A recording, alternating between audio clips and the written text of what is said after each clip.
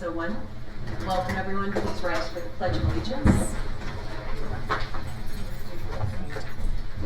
I pledge allegiance to the flag of the United States of America and to the republic for which it stands, one nation, under God, indivisible, with liberty and justice for all.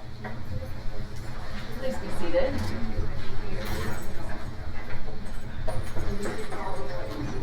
I will entertain a motion for the approval of tonight's agenda. Having a motion and a second, all in favor say aye. Aye. Any opposed? Hearing none, the motion carries. Moving on into announcements. First, I'd like to remind everyone that these board meetings are our business meetings held in public and are not public board meetings. The board is governed by Idaho Code Title 33, Chapter 5, Idaho Administrative Procedures Act, or IDAPA, and follows our district policies. The time for public input is provided for the public to express themselves to the board. It is not a time to engage with the board, nor is it a time for question and answers. The board in its discretion may ask clarifying questions to ensure it understands the input provided. However, no discussion or conversations take place. All input will be received within a 3-minute time limit. All public input will be civil and respectful. Address the board, not the audience. Address issues, not persons. Refrain from applause, snickers, whispers, quiet comments, etc., as it interferes with due process. If you are asked by a trustee to stop, you must stop, or you will be asked to leave the meeting. If repeated requests by a trustee are disregarded, the meeting will be recessed or adjourned, depending on the severity of the issue at hand. And as a reminder, the fire marshal has issued a certificate of occupancy for this room for a maximum of 36 persons. Should we reach maximum capacity, you'll be asked to stand outside where you will hopefully be able to hear the meeting. We have student accolades. Looks like the Timberlake Middle School took second place at the Idaho Battle of the Books for the district, which is pretty awesome. Thank you for the picture. That's pretty cool. We do have one public comment.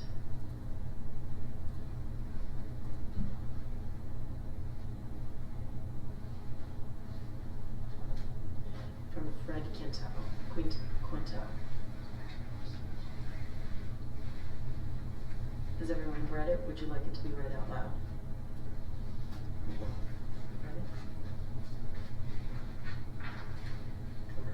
Okay, there we go. Perfect.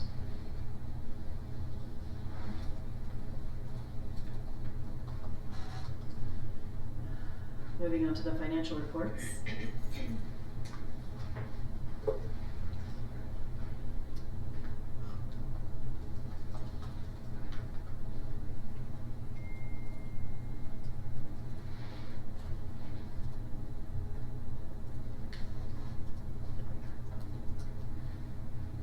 Does anybody have any questions, comments, concerns?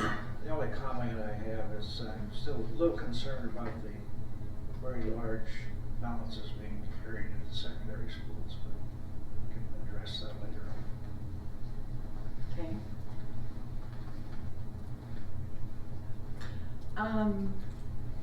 I'm curious, do we have an understanding why the 22-23 budget amount for salaries is significantly higher than what we actually have going out the door? What are you looking at? I'm looking on page 1, I believe, or page 2, actually, under the expenditures for the cost breakdown. So, under expenditures. 24,000? Is that what you're looking for? No. Or 24 million? No. Are you on the, no, one more, yeah. Keep scrolling. Scrolling. Keep scrolling. There we go. Oh, right here. Yes. I noticed that for the 22-23 year within the general fund, I mean, and even if you carry it all the way over to the total funds, it was budgeted for 29 million, but our actuals are only 22 million. We we just haven't finished Okay. spending, because we pay all the way through August. Right. Yeah. Okay. But even still, And remember, the budget is set based on the number of teachers we think we're gonna have during the year, and then you have your actuals, what were we budgeted for, do you know? How many? number of FTE in Yeah. the general fund. Or just across the district, it doesn't have to be, cause I know. Well, I that know we we have, I know what we have, I don't know if Brian Okay. budgeted that many. Because he would have built the general fund budget on the number of, FTE that we would have gotten through enrollment, which, when we were being paid based on enrollment, we actually had the right number of FTE. It is on the Okay. financials and the transparency for the current year. There is a sheet there, that goes out to the state, and it does show, how many FTE.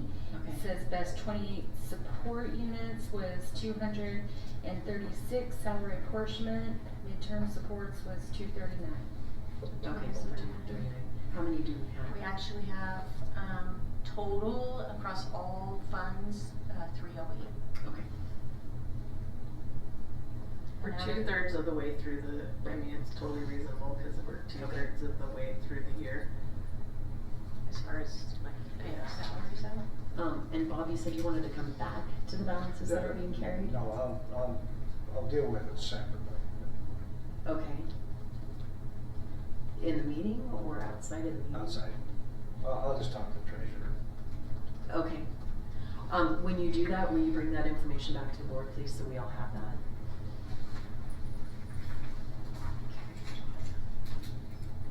On the consent agenda, we have, subcommittee meeting minutes. To accept, we've got HR items and the regular and special bills. Any questions on the, subcommittee meetings to accept?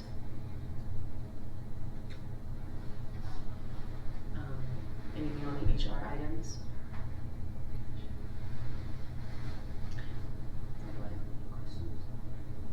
There is one resignation that I'd like to address in executive session.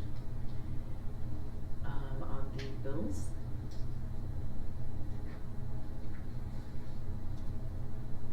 I did have a question, but did not save it.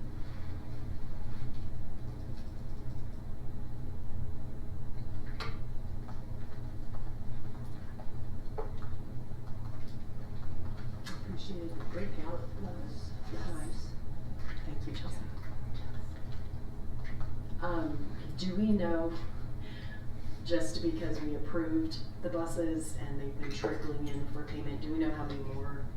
I mean, are we at what we've approved, or I do think you know I what's asked coming in? the treasurer Okay. that today. Okay. And, So because I don't know everything going into it, I did look at the description of that one, and those were the special education buses that we were waiting for. Okay. So as far as I understand, and I did speak with Annette as well about that, and she believes it's the last one as well, and I kind of looked Okay. for everything that I could find, and it looks like the last bit for us. Thank you. Yes. I was just curious, cause they trickle in and it's Mhm. like, where are we on that? the second line item, the deposit for water damage repair at John Brown, 41,000. Uh-huh. That was what we paid to get the repair work started, but, we have received, money from iCrimp, to cover that and, Okay. over $100,000. Yes. Okay. What about the grant reimbursement correction for 95? So I can speak to that.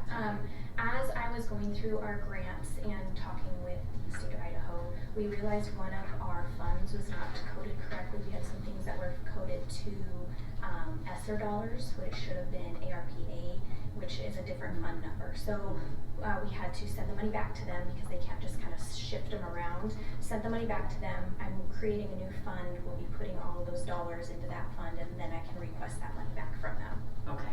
So instead of Fund 250, it needs to be in Fund 259. Okay. And Just some clarity. it will be the 95,000 or? It'll be over that Okay. when we actually finish going through everything, Okay. yes. Perfect, thank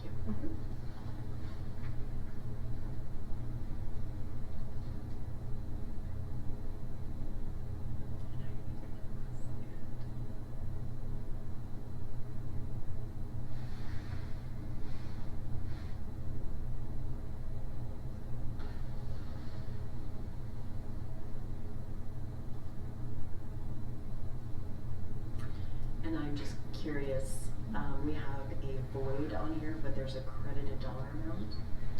Usually, It's this one right here. yeah. It was direct billed, so it got paid on BMO, and then they also direct billed us, so they credited us back Okay, the $1,988. okay. Usually it just says 0, so that's why I was Oh, yeah, curious. so it just, yeah, it came back, Okay, yeah. Mhm. all right. The dry box storage container, is that a monthly fee or is that an annual fee? That's we bought it fee. Okay, great. Instead That's of good to paying know. if we would have done that up front, we would own all of them outright with the amount of money and then some. Yeah, So much smarter. yeah. That's where the bleachers are going, if they're not already there, that are in Dave's way for wrestling. Okay.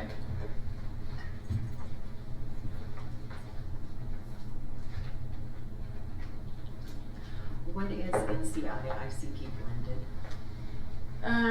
We, in accordance to our policy, anytime we do a restraint, it's CPI, and, which is a particular company, and we have to have a license, and they have to renew to be able to train. Okay, So it's a training, license renewal. okay. Yeah, Kelsey and Sheila are renewals, and, Caitlin and Jen this is their first time, so theirs was a little bit more expensive. Okay. Thank you. You're welcome.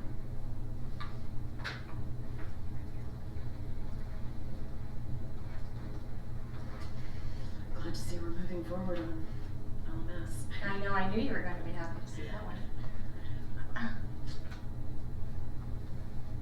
Any other questions on the bills?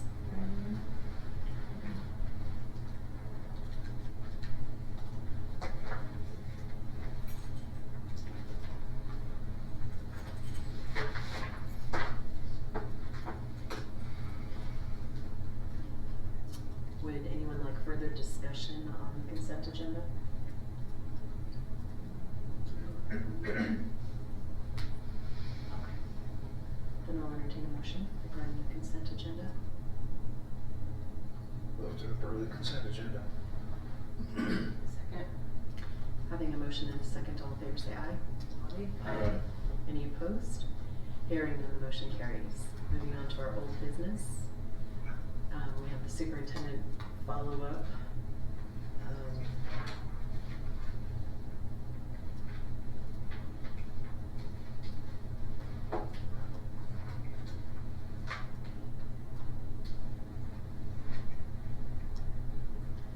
We have a follow-up from 420 and 410.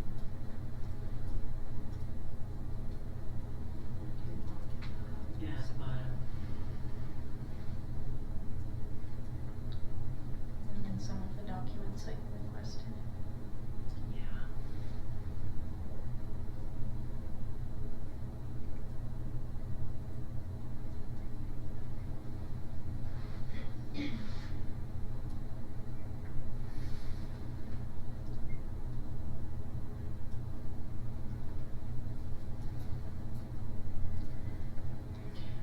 So I'm a little curious on the follow-up on the removal off of the Department of Health and Welfare's site.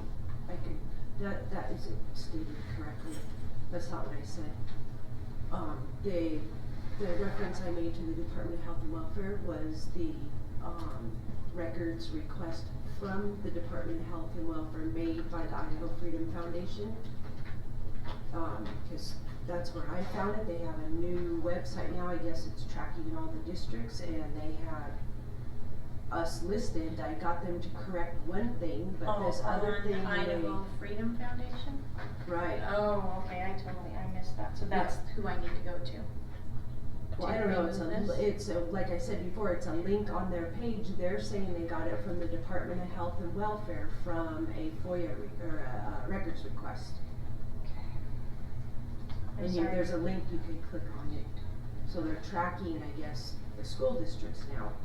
And I talked to them about one thing and they wouldn't remove it, they just put a little blurb next to it, but this one I didn't follow up, because I didn't know if we were using it or not, or. We're not, and, Yeah. and when I reached out to both Health and Welfare and Panhandle Health, neither of them said that they have us listed anywhere, although I think Health and Welfare did say that they had us listed as, having had an MOU, which I'm not aware of, I've never seen an MOU for them. I looked back in some of the agendas, I didn't see anything either. And I went back, after I read this, I went back to their website, cause it's not right on their website, it's like a link to another one of their websites. And you can click on it, but when I looked at it, there's no heading on the document, it's just their statement that this is where they got it from. So I don't know if they have So an official. So I followed up with the wrong people, I need to go to Yeah. Idaho Freedom Foundation, okay. Thank you, I will do that. Or whoever that website is, it goes from their website, I don't know.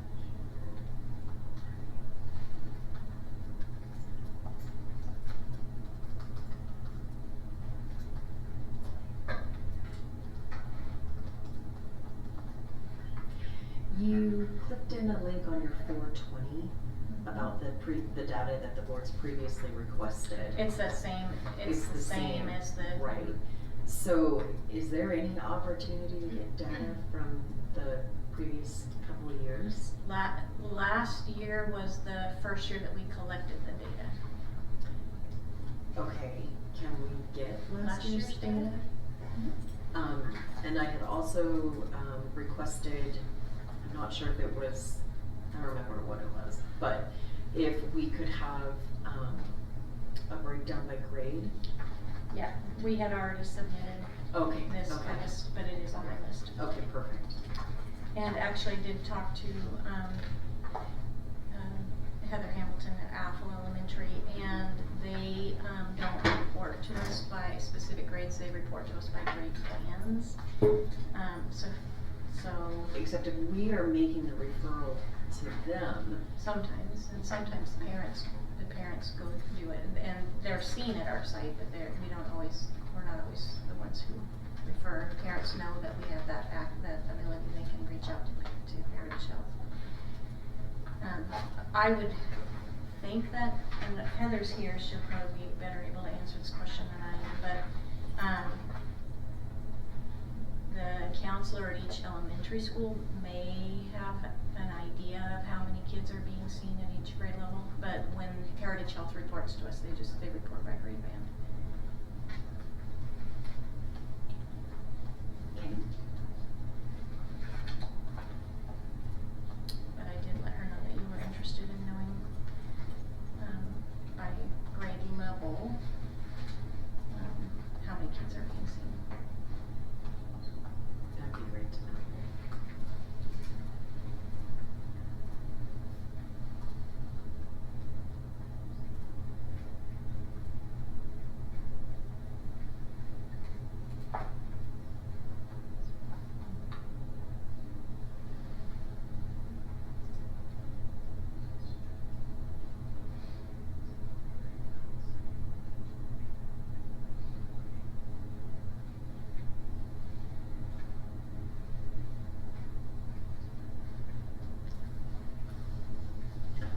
On the permission slips with the no responses, are those being treated as an opt-out?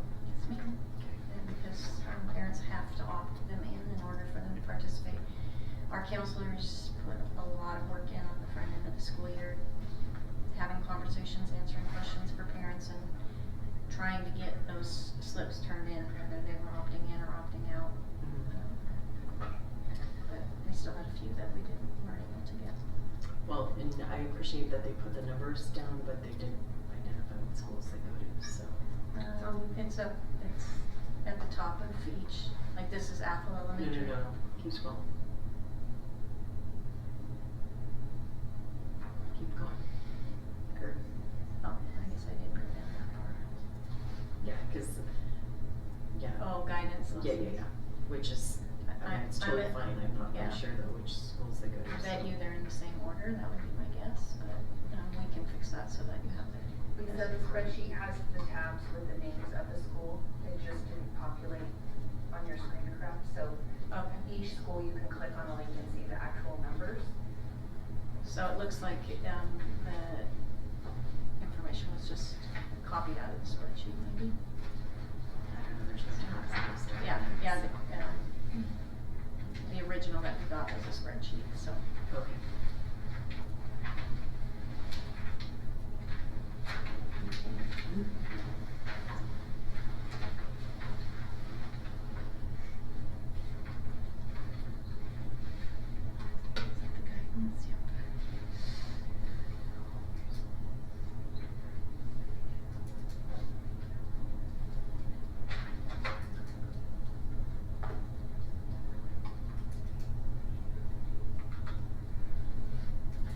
I'm curious, it's not really clarified on the UN Club questions. Sorry, I'm kind of bouncing around. That's okay. Get out of here. That's on your 410, Oh, my 410. I believe. Yeah. She makes mention, that,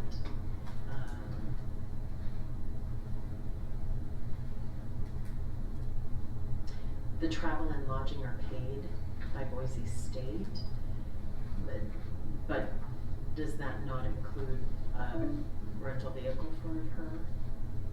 Because within what she's saying, she wants to be funded for. Yeah, that's correct. It doesn't, pay for Okay. that, and they didn't have a car this last time, so they, and she said they went from like breakfast until dinner, and so, it would have been helpful to have Okay, the ability to get food for the kids during the day. okay.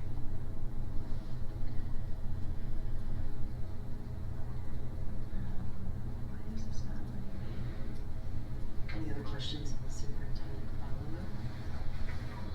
Thank you. I would like to add something to the 420 because when I read through it, and some of the stuff I didn't say. You know, I said the perception or the family felt or whatever. I would like to add to it. Okay. Because this is in there and it really isn't. I don't know. When I read it, I thought, well, I thought it was a perfect picture of the communication that we've had with the district. In that it was answered, but it wasn't what I said, you know?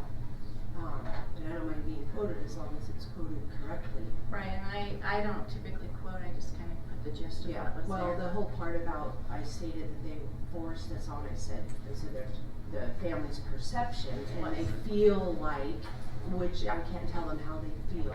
Right, you know. and their perception is their Right. reality. Right, exactly. Yep. So I would like to be able to add something to it, because people aren't gonna go hunt it down and already figure that I out, will do that. and it won't be accurate. Sorry, I'm adding Justin to this meeting.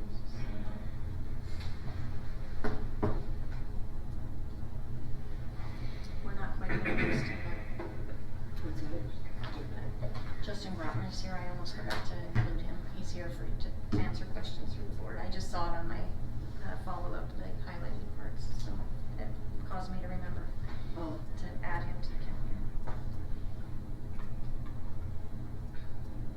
So, well, I thought we'd, agenda planning, we were moving that into June oh, until all the oh, that's right, questions because you came in. had questions.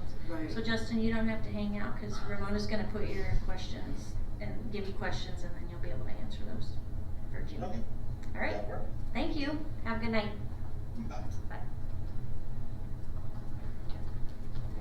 Sorry.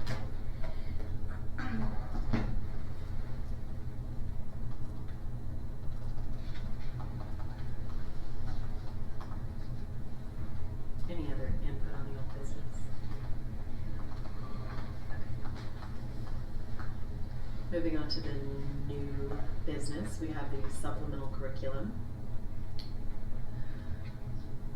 I'm just very excited, it's the shortest part ever. I appreciate the length of the list. So did I, might have done a happy dance. So did our parents. That's great. Does anybody have any comments, discussion that they'd like to have regarding it? No. Other than we could repeat that every month, that'd be great. Right. So it is an action item. I'll entertain a motion regarding the supplemental curriculum. Move to approve supplemental resources as presented. I'll second. We have a motion and a second. Does anyone need further discussion? No? All right. All those in favor say aye. Aye. Any opposed? Hearing none, the motion carries. Moving on to the ELA curriculum recommendation.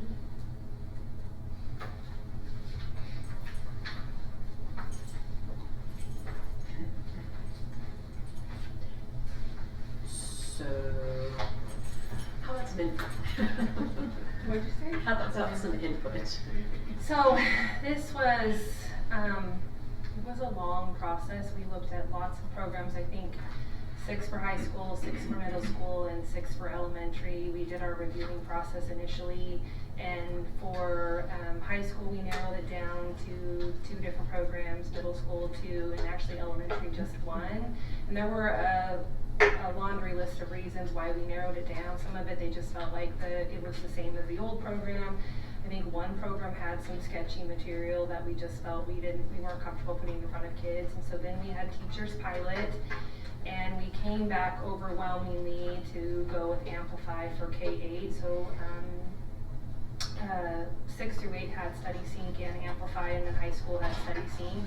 And then in that discussion, and all along the high school and the middle school teachers just kept saying, you know, we have our anthology, we don't use it very often, where we use our novels, we're using more authentic text, and so like if you're reading Where the Red Fern Grows, we actually use the book, we're putting books in kids' hands, we're not using an excerpt from a story. So in the discussion, Amplify came out as the lead, but they just felt like it's literally a lot of the same stories of the novels they actually do. And to Dave's point, talking about, you know, we've been writing our own stuff, and they want to supplant a little bit with some of the like a learning guide that goes along with it, but then having our pacing guides more in alignment specific to the novels instead of paying a lot of money for basically a little piece of the novel that we're already reading. So they came out loud about for 6 through 12 they would prefer to use the more authentic text and the original text instead of using little excerpts from the book.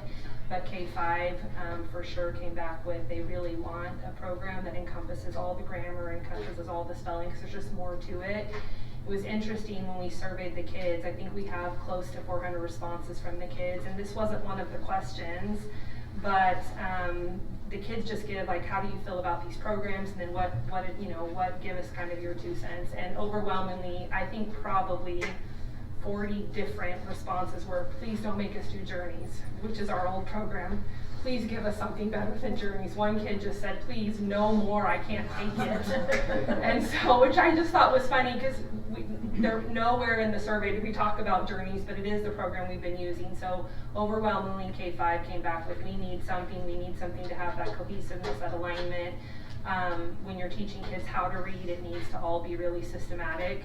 But for intermediate grades, the secondary just felt like it's more important for kids to have exposure to the actual book and to more authentic text. If we're doing plays, they want the play in hand. If they're doing Macbeth, the kids need to touch it, feel it, see it, versus pull it out of an anthology and it's a little, short story kind of thing. So the recommendation is to go with K-5.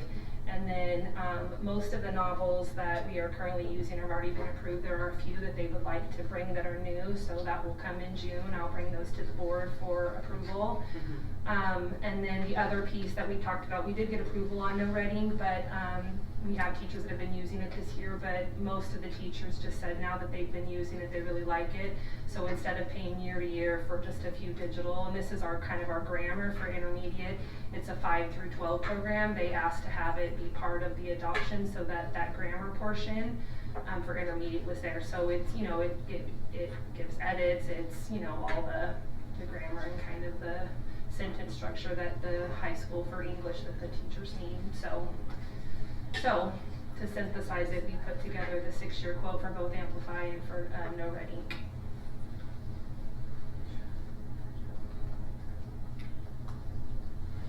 That was a lot of information really fast.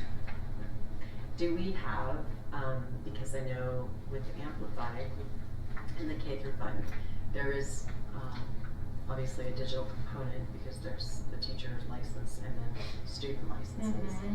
So do we know what's in that digital component? So my understanding, so I didn't look at every single digital piece, but it's exactly what's in the textbook. Okay. There are some like computer game kinds of things that like simulations of various games that the kids talked about, but the parents that viewed it didn't have any concerns with it.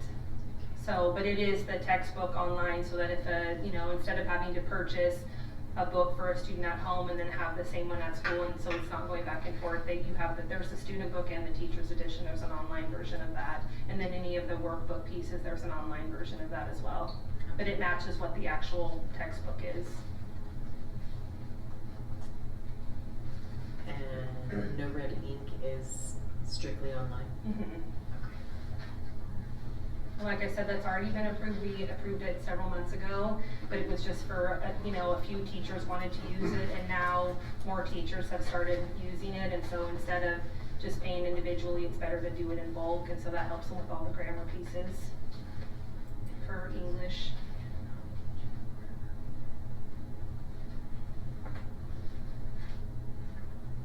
So we will be bringing some additional novels. But in the new supplemental, I'll put it as it's kind of for a course, and so you know that it will be tied to like the English class or the literature class or whatever. So there's a few novels that I think in total there's 7 maybe that they want to bring to incorporate in. Okay. But I'm still compiling that list.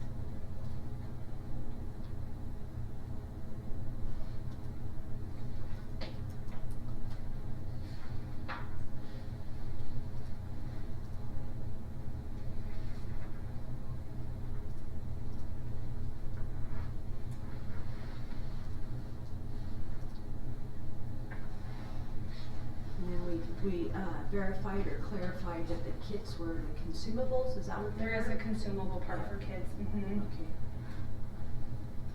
So do we know what every year we would need to be spending on Amplify? It's in there. That's the quote. We pay it one time up front, Mhm. and it pays for the full 6-year Yeah. adoption.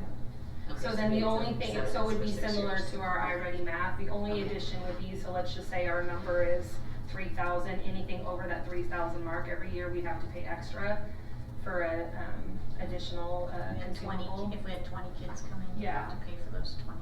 So there could be some additional at the beginning, but that would be the same for our science, and that's the same for iReady. So they go on that fixed number. But the consumables are replaced every year, Mhm. no cost to the Right. district. Mhm. Okay. We pay for everything up front. Okay.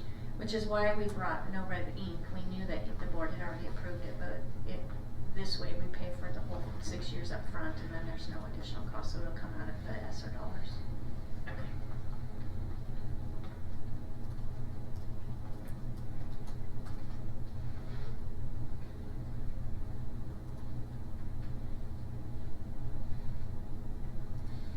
What did we approve No Red Ink for? We did a few months ago for secondary teachers wanted to use it. So we had some teachers check it out and we reviewed it, and then I can't remember which school brought it, but maybe it was Timberlake Middle. Timberlake High School, Timberlake Yeah. Middle. So.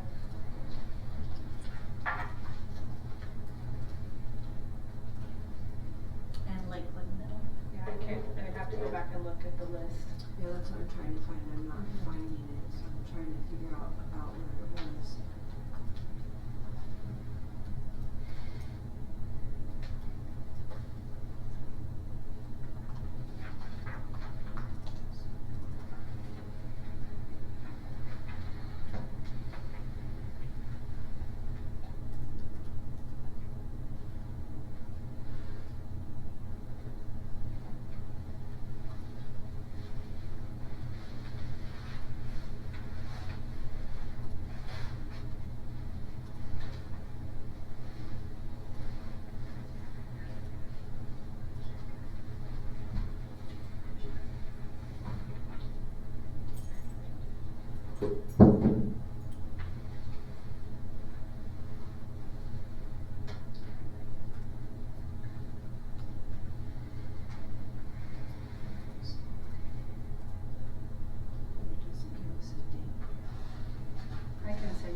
schedule, I have it by month Okay. and the date we approve it.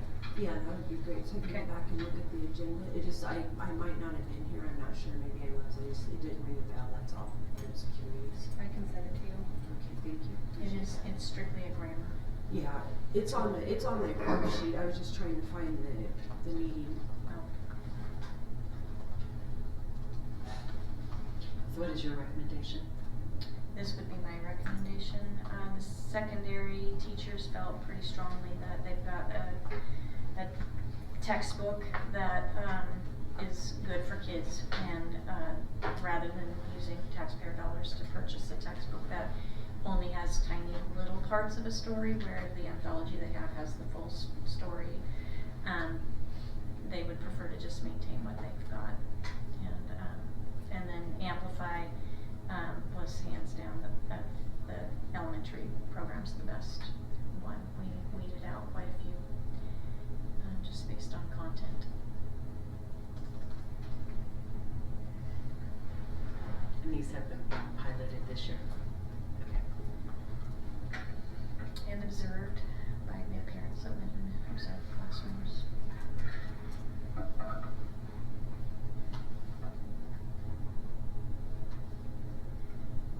And nice to have Amplify for K-5 for both ELA and science. So, same platform, so that piece is nice.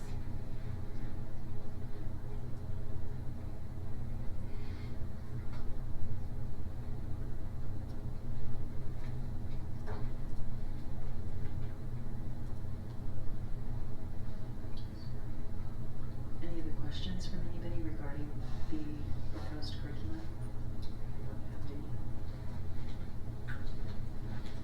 I do not. Okay. I'll entertain a motion at this time.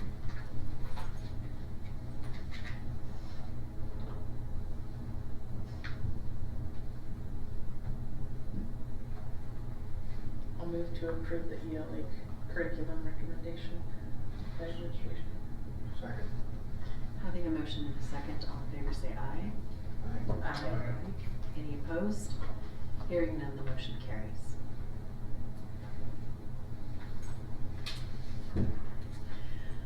We have a request for a research project.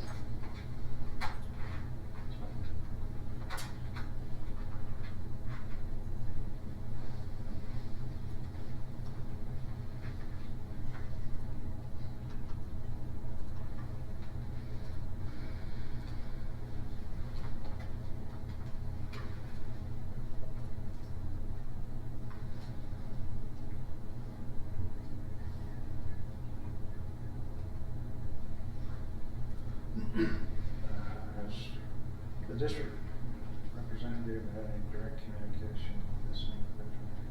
Only to have received her request, and then she emailed me recently to check to see what the board had decided. I let her know that you hadn't seen it yet. Other than that, I don't know her. Do you have any concerns about this?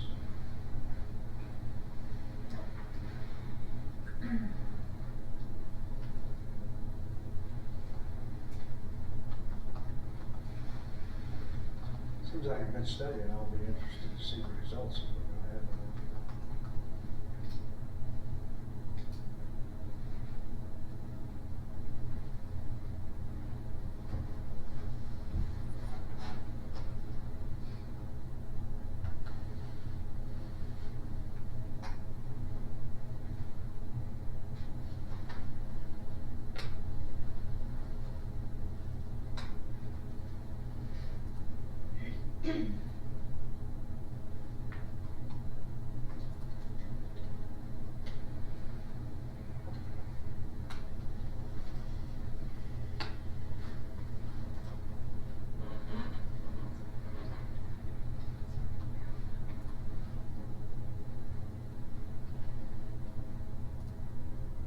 Any discussion on this?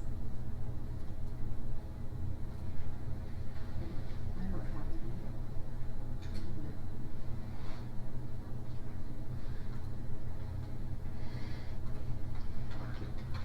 Well, we don't have is any of the specifics of the questions that might be asked, and that sort of thing. I can reach out and ask her to share those. I was just looking at the, in there with her date. She has her research questions that she's posing for the study, but not exactly what she's What she's asking asking. the students, which is a concern to me. And I'm pretty comfortable with the concept here, but I think the district needs to be able to review the questions that she's asking. Approve of those.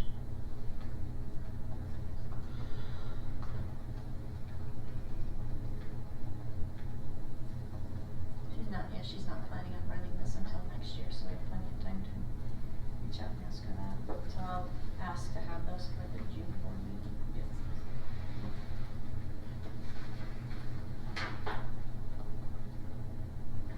So she can provide those questions to us.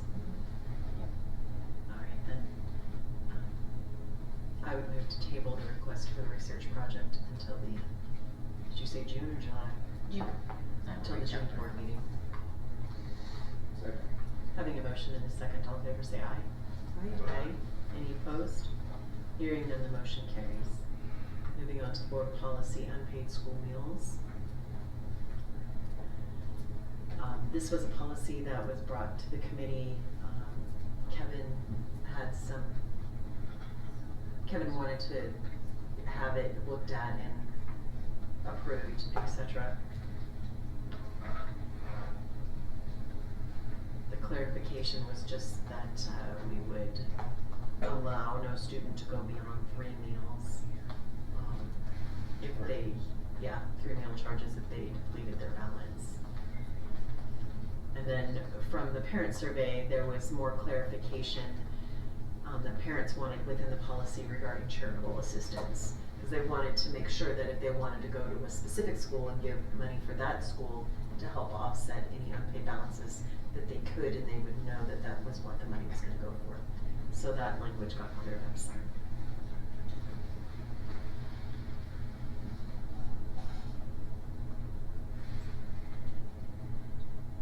Any discussion on the unpaid schools, board policy, unpaid school meal charges policy? No. If there's no further discussion, then I'll entertain a motion on the policy.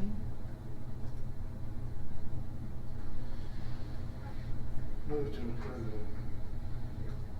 the draft 8245 unpaid school meal charges. Second. Having a motion and a second, all in favor say aye. Aye. Any opposed? Hearing none, the motion carries. Moving on to the issuance of certified contracts, we do need to authorize the date for which that is going to happen. It's been recommended that the contracts be issued by June 6th, 2023, with a return date of June 16th, 2023, to allow the HR director ample time to do her magic on the contracts before July 1? Okay.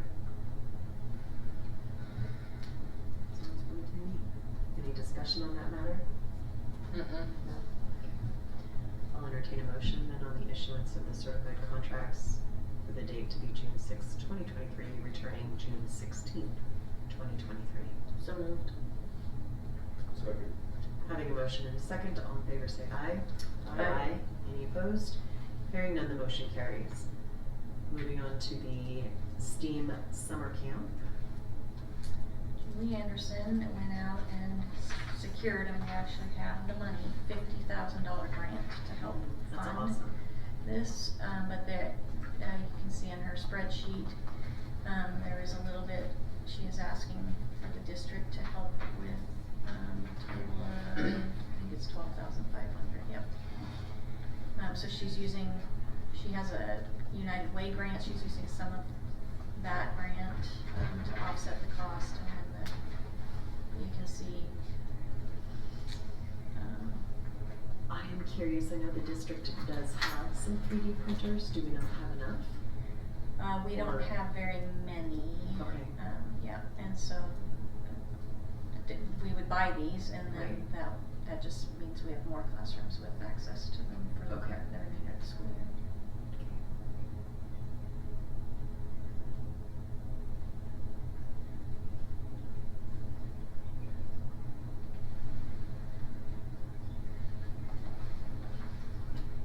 We definitely have parents who are reaching out and asking that if we're going to have this. It's becoming an annual tradition, and so they're waiting for the registration to come. This would be the third year, correct? At least the third, might be the fourth. Okay. I know that we did one year where, Well, we didn't have a COVID year. right, but I think the year prior, we might have been the first year, and parents had to pay like $100 per kid to Oh, wow. come and participate. Okay. And so she went out and got the funding so that parents don't have to, there's a little charge just so that they kind of, if you're gonna come. I know the first year it was brought to my attention, it was absolutely free. Yeah, the first So, year we the paid first for it, year. the parents paid for it. Oh, cause that wasn't, okay, got it. Yeah, because after COVID, we had the COVID dollars, so we could use it as learning loss, Okay. and that's how we funded it. And that's why the parents didn't have anything. So the parents didn't pay then? The second year. The very first year was prior to COVID, and the parents paid $100 per kiddo to have them attend. Right, but what I'm saying is when it was brought to this board, it was brought on the contingency that it's absolutely free. So I'm just curious if it was free because of the $100 or free because of COVID dollars. Just curious. Yeah, Doesn't matter. It was free because we had the COVID dollars, and it Okay. fit the learning loss Okay. definition. Perfect. Yeah. Do we need to have any further discussion on this? Dean? For the public, can you briefly explain the acronym? STEAM is science, technology, engineering, art, and math. So everything that they do is tied to one of those 5 academic areas. You're welcome.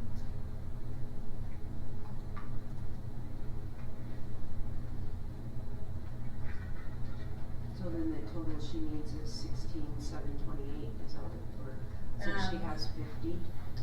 She's 12,000. Right, she's asking the district for 12,500 because she has these Oh, other. she has these other grants. Yep. Oh, okay.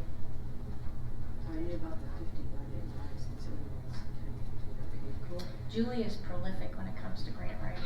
Yeah, she is. I wish we could clone I her. know, there is nobody who's better at that than she is. So, what we need is an approval tonight from the board to run the camp, and then the approval to use district funds to help offset the cost. It looks like the funds will be mostly personnel costs and some supplies Correct. charged out to those categories. I move approval. Second? Having a motion and a second, all in favor say aye. Aye. Aye. Any opposed? Hearing none, the motion carries. Thank you. Parents will be happy.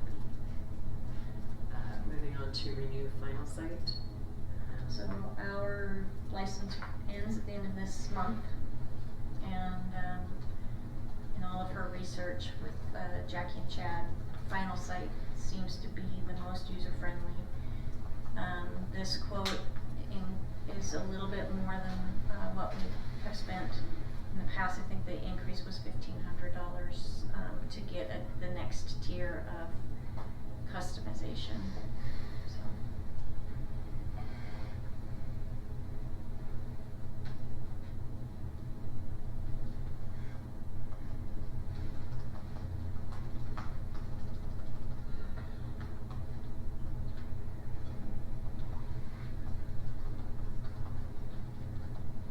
If we don't upgrade to this newer level, are we still sitting at the $13,900 price? I believe it would be a little bit less. I can verify that. Maintenance rate increase is 3%. 3% escalator.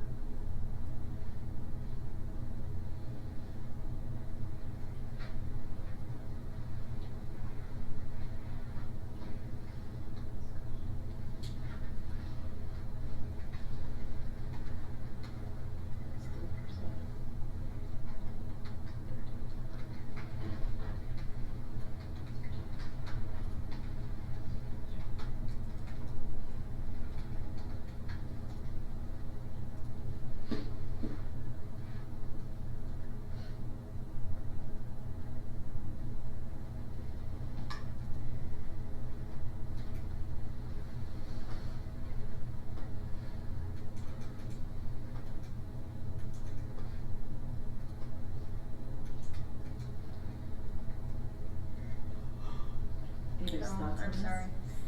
She said no upgrade. This is what we currently have. I thought she had included the upgrade. I was just gonna say, this is exactly these amounts on that, like page 3 is exactly 3% of, well, 3% increase over what we're already, the 13.9, so.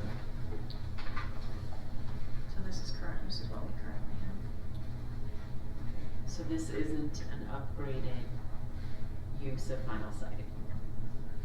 Do we not have a cost for an upgraded use?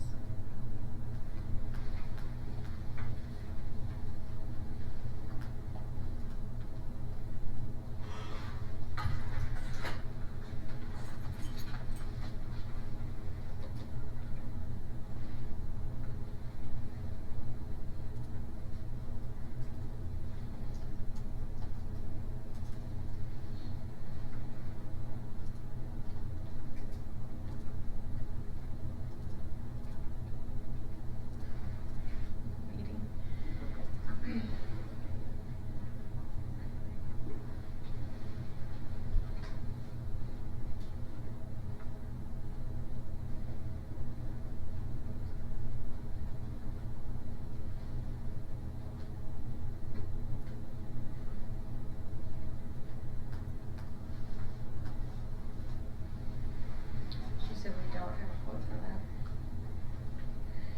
I'm not sure what happened to that. I thought it was their intention to. So did I. That's what I thought. That's what they came with, so that's, I'm not sure what happened. Maybe they decided they didn't need that upgrade, or didn't give them what they needed, I don't know. It'd be nice to have a little bit more information on it. Well, we are meeting on the 17th, so I can, When is this renewal happening? May 31st.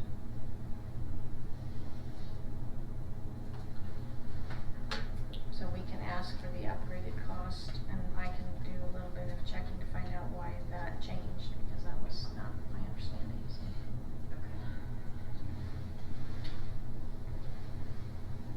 So then I would motion to table the renewal of final site until our next meeting. Second. Having a motion and a second, all in favor say aye. Aye. Any opposed? Hearing none, the motion carries. Moving on to the LEA request for IBB negotiations.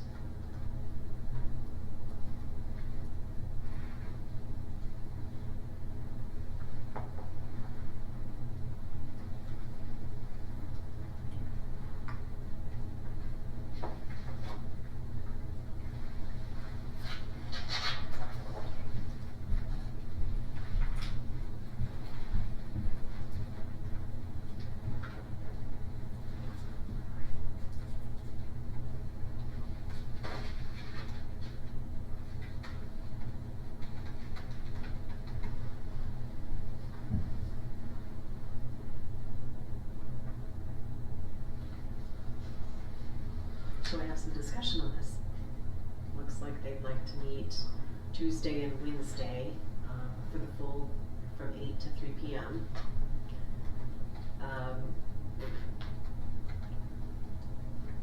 Who's going to be teaching their classes? There are 4 teachers, so we would have a teacher in their classrooms, 4, 5 teachers. Okay. Our concern is we can't really do anything until after the levy, Right. and typically we put in a lot of hours between April and May, Right. and we just weren't sure with spring, so you have spring state the week of the 17th, so then that takes that off the table and we're into the next week. And our HR director really would like to have the ability to have the IDB ratified by the district and approved by the board prior to Memorial Day weekend, so that she has a week to get contracts put together before that June 6th date. So it's not ideal, but we have such a short time frame to get it done. We can do it in one day. We put 2, knowing we could cancel 1, but I think if we could just roll up our sleeves and I mean, the biggest challenge will be getting the, salary schedule hammered out. Because we're looking at a pretty big shift. Who from the board intends to be on the IBB team? Yeah, I like being on it, but I can't do 8 to 3, I have to work. And I can do after, like we've done all the prior years. Right. We've always worked in the afternoons and to the evenings, but I can't do 8 to 3. Those two, especially on a Tuesday and Wednesday, those are, we can do the afternoons on those days. Is the boardroom available from 4 to 7 on Tuesday and Wednesday? I'm sure it is, I just don't know if that's enough time, it's only 6 hours, so we need more than that, that's the only issue that we have. So we just let Bob Time. sit for 2 days. So, Are you able to sit for 2 full days? I don't think it'll take 2, but yes.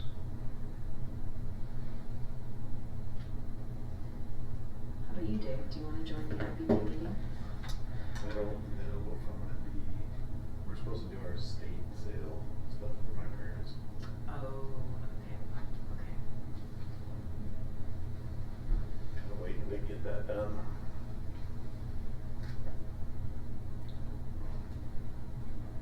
so we could, I mean, it would work for Tuesday if we did 3 to 6. Wednesday, we have Timberlake Senior Awards Night at 6 o'clock. And when is our next board meeting? I mean, this isn't even gonna be able to come back to the board. The board's gonna have a special meeting. To ratify. Yeah. Our next meeting's the 17th. Because We're gonna meet the day after. May Sure, 17th, take time. yeah. Yeah. Contract, you know, if we have to get. Right. Right, Well- so the 17th is the day after the wedding, but then the following week, if they need, even if they did 2 full days, I mean, Yeah, we are gonna have to. we have don't wanna special end up meeting. like we have the other, you know, we're gonna have to have a special meeting, obviously, Before the end of the month. yeah, A second special meeting, Yeah. because we're meeting already on the 17th. yeah, because we'll have to meet to ratify, so any Right. questions or anything we have, I guess what we could do is, as long as it's all shared like before, the board can be watching. You know, we could pop in and watch, leave a note if somebody has a question. Mhm. Sure. And then, that way that would be better, I think, too, because then that way everybody could sort of, I mean, we don't wanna We would- violate open meeting, but, if there's a question about the document itself, cause that's really the only Mhm. thing in the past that there's been is questions about the Right. documents and then, Right. you know, this, that, and if we had a way to make sure that that was answered, Mhm. and then I think that would move that along too.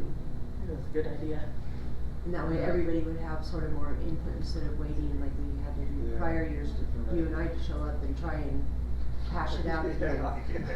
Yeah. So we could just have one, like I could have my computer open with a Google Calendar invite up, and then you could pop in and ask questions or Well, they're walk supposed to be through. recorded. Right, but they're not live streamed. Yeah, as long as Okay. we have access to the document, I think, and we can put comments to Okay, so the you don't agreement actually itself. want it.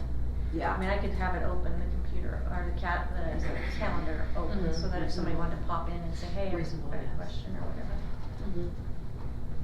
Yeah. I mean, I'm fine with that. I can't take that. So I just wanna clarify, I mean, you are good with just the documents with like any links and stuff during the meeting. You don't need a Google invite just to come in live, or would you like that as an optional thing? I don't need it, I'm fine, I think as long as we have access, I mean, if something changes, we can always call and say, hey, can we jump in there, can somebody give us a link real quick, and, Yep. but I think we're fine as long as we just have the document, everybody watches the document anyways and goes back to the notes, so. Mm-hmm. Yeah. That's right. Okay. And Bob, you'll be in. Yeah, we can all be Texting Texting Bob. Have your phone out. No, we will not text Bob. Does that sound Oh, good? true, good Yeah. thinking. We'll message We're Lisa joking. directly. You can Yeah. text, yeah. We're text. joking. Is that good with you, Dave? Will that work, the document? Okay. Alright. Do we need to have any further discussion? No, I do not, I'm good. I'll entertain a motion for the LEA's request for IBB negotiations. I move we enter into negotiations with the LEA. A second? Having a motion and a second, all in favor say aye. Aye. Any opposed? Hearing none, the motion carries. Moving on for the recommendation for a rate increase for base.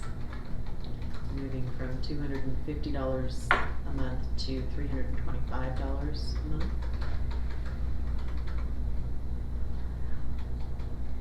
And increasing this rate will now allow base to be in the black. Correct. So they started out with a fund balance this year, and they have had to use some of that fund balance to end in the black. And so Brian recommended that we increase our rates so that we make sure that we're in the black all year next year. How is our rate in comparison to some of the daycares, surrounding daycares? We are less than our surrounding childcare. Okay. We are Coeur d'Alene's School Plus, I think is what they call it, is they're at $249, so we'll be more than they, and we'll be equal to Post Falls. Okay.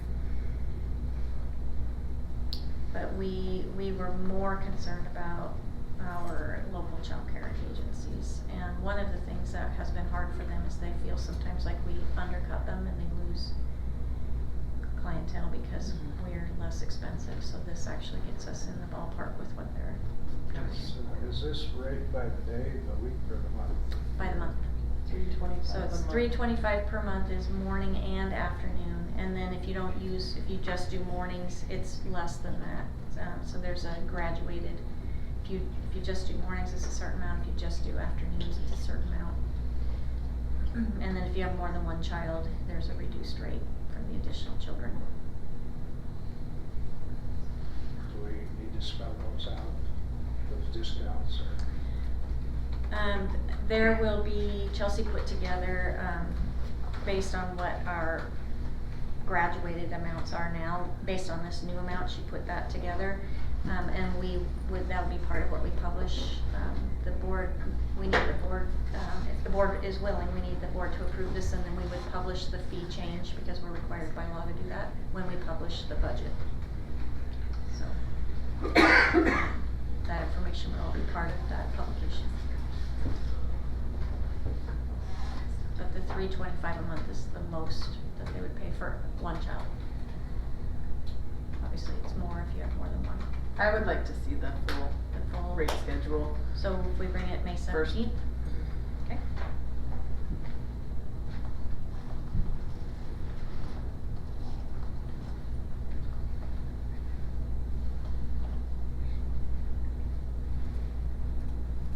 So then we'll motion to table the rate increase for base.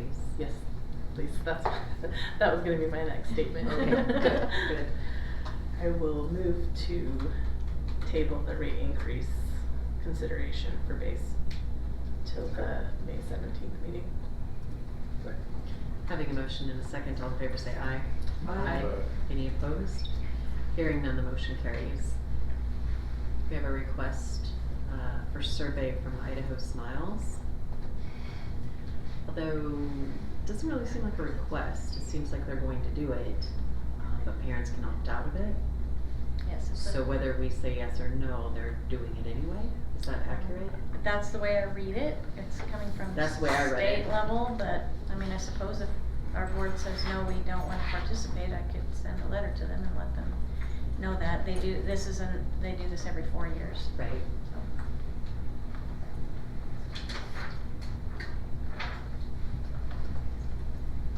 But our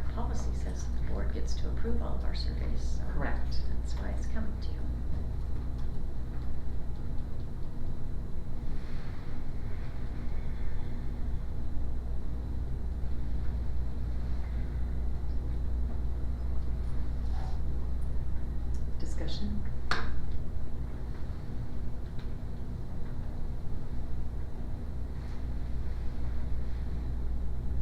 So everybody's in unless they opt out, whatever. Well, we can tweak it and mirror their opt-in form or their opt-out form and make it an opt-in form, or just, you know, we can modify the language in it so that it says in order for your child to participate, you have to opt them in.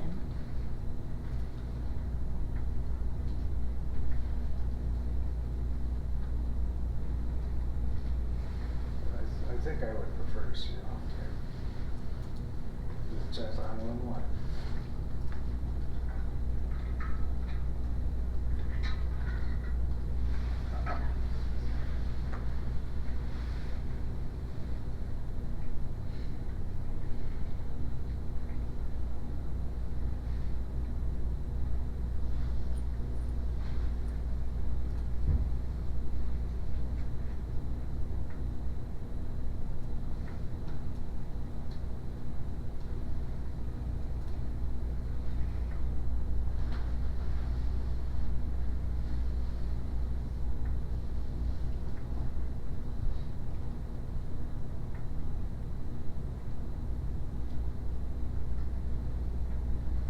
Further discussion regarding this?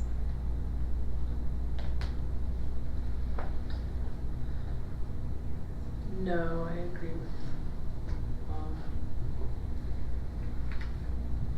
that I'd rather see it be an opt-in survey. Well, it should probably be an opt-out and an opt-in. I mean, they have to make an option one way or the other.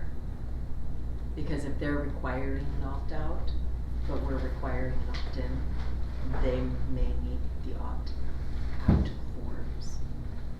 I don't know what the purpose is of either, I mean, I know what the purpose is, but I don't know what their intention is with the opt-out form.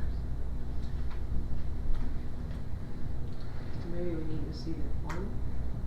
Yeah, they didn't include Yeah. that. They said it would be coming, I haven't gotten it yet. When I was a principal, I don't remember giving this group the forms. We Okay. just, basically let them know which kids they would be surveying. Okay. Well, if that's the case, then, Just change it to Yeah. I am allowing my child to participate. Okay. I would agree with that, that's fine.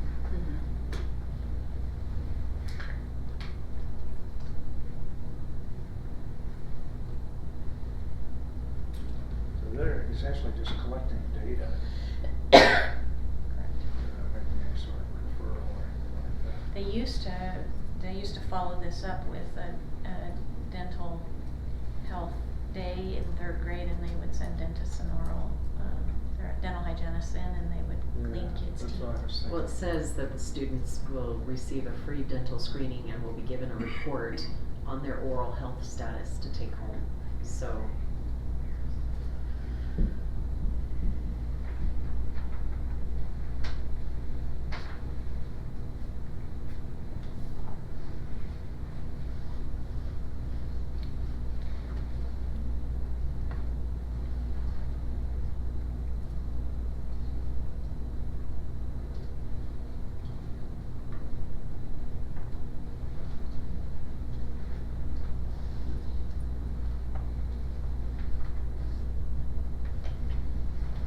Would we like to have further discussion on this?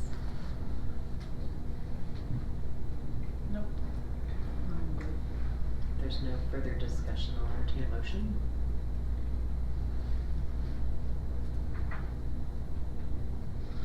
I'll move to approve the survey provided we use an opt-in form. Second.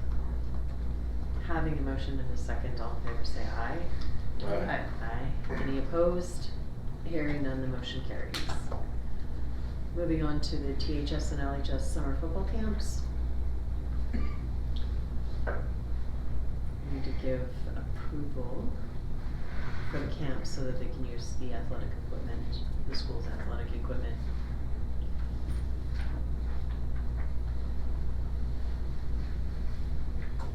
Here's your chance, Dave. What do you want me to do? Motion. You can do it. Can I do it? You got it. Move to approve. Second. We have a motion and a second. Do we need any discussion? Well, it says both, but only one's on there. Oh, there it is, never mind. Okay.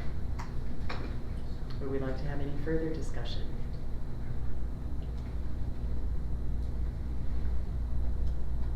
So we have a motion and a second. All in favor say aye. Aye. Any opposed? Hearing none, the motion carries. Moving into discussion items, we have the state safety inspection report. Reports. It's a long document. It is. So we do not have any eye wash stations at any of the schools? Apparently not. Well, I would guess in the secondary Secondary, in the schools there chemistry are lab. science labs, for Mhm. example. I was a little surprised at that requirement for the elementary. I was too, but we do have situations where kids are outside and they're kicking up, you know, the wood chips or whatever, and you get something in an Yeah. eye. It is hard to rinse the little person's eye out without proper equipment.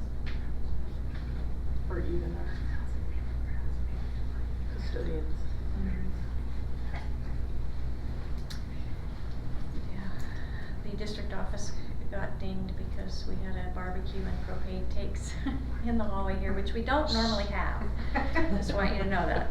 But we were doing a barbecue, for a potluck the next day, and, facilities brought it over and they didn't wanna leave it outside and have it be stolen, so it was inside for that one day, and that's the day they came.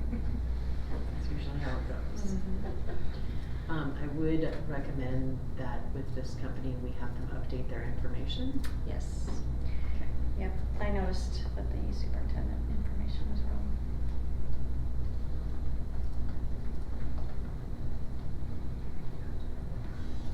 Yeah, it's a state report, isn't it? Yeah.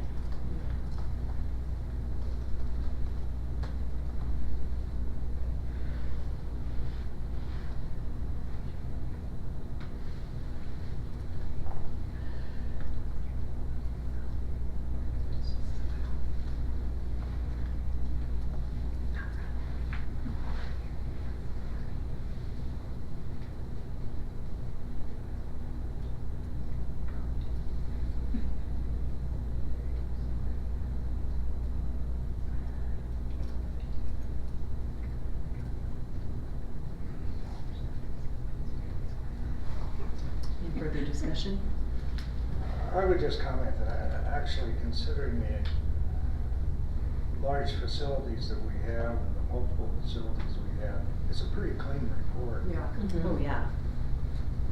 You know, there are a few little typical kinds of things you run into where somebody set a box in front of an exit or, you know, somebody's using an extension cord where they shouldn't be, you know, that kind of thing. It's really pretty clean overall. Yeah, we had several buildings where there were no findings, so Yeah. that was good. Awesome. Who does the inspection? The state sends a safety inspector. Rick Hill. And he's new, the person who used to do our inspections retired, so. He Kind of actually. a fresh set of eyes. Yep, and he Always literally helpful. walked into every single classroom That's awesome. and to check and get the lay of the land and kinda get a good, baseline for our district. So even doing that, he found minimal things And to. nobody knew Well, anything. that's He was credit coming, to he staff literally and- just showed up. Awesome. Yeah. And to Mike and his crew, doing good work. Let him For know. sure, yes. Well, and this, And the every conscientiousness building of the people in the Mhm. building, cause it's Exactly. the safety, you know, Yep. that's perfect. District office.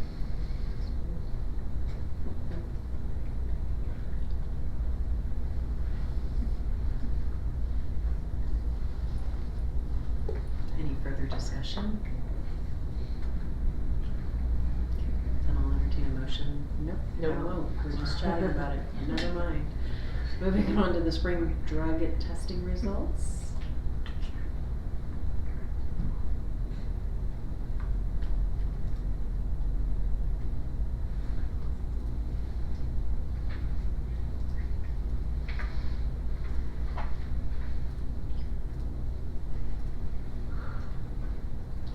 So there were no, it was all just students. There was no drum, no band, no anything on this one. I found that interesting. So it's drama kids. Gotta watch out. Yeah, one of the things that we're running into that we probably need to address in policy is our policy around drug testing is specific to athletic events. Right. And so we need a little bit of help with if we have somebody who's. Yeah. It is on the long list. Yes. Long list.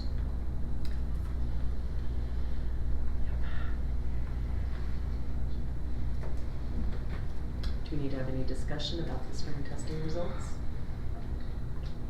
No? Nope, I'm good. The legal advice regarding policy 3281. We skipped over drug testing options. Oh, there we are. The drug testing options. Put them next to each other. Yeah, just maybe see look drug, a little bit the and same. move on. Yes. So you're recommending we do an RFQ to determine the best pricing for drug testing? Yep, we've been using the same company for quite a while, Right. so it would be good to, there are 3 in our area, so it would be good to put out an RFQ and just, Okay. see how that comes in. I'm up for the district doing that. Anybody else? Yeah, sounds fine to me. No, I think it's good plan. Why can't we just get some cheap drug testing stuff and just do it ourselves? Huge liability. Yeah. Huh? Liability. Huge liability. I Why? wouldn't wanna do that. Oh, we already had enough issues with parents thinking their kids were, Well, I know that, you but know, as long as it's done right, saves the district money. I think the one benefit to going with the company is it's always done the same way, so you have consistency. If you have district staff doing it, depending on who it is, the way they do it could change, and then you get yourself into a little bit of a pickle. I feel like that would put them in an awkward position. I mean, some people might not mind it, but I just think that you'd, I don't know. I think it would be opening the district to too much liability. I mean, I think it would be great because we would potentially save money, but potentially not. What do we spend per, do you remember? I do not know, What it is? but I do know that there's one company in town who is highly motivated to be the most competitive bid. They really want our business. So whatever we're paying right now could end up being less. Okay. So you're instructed to issue out an RFQ. Yes, we're gonna, all of us newbies are gonna do that together. Awesome. Brooke's already been looking at templates for me, so. Okay. Moving on to the legal advice for policy 3281.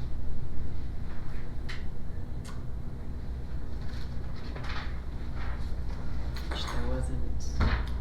I actually thought, I appreciated Amy's, thoughts and felt like she basically said the board did a really good job with this challenging topic. So it was good affirmation for the policy committee, I felt.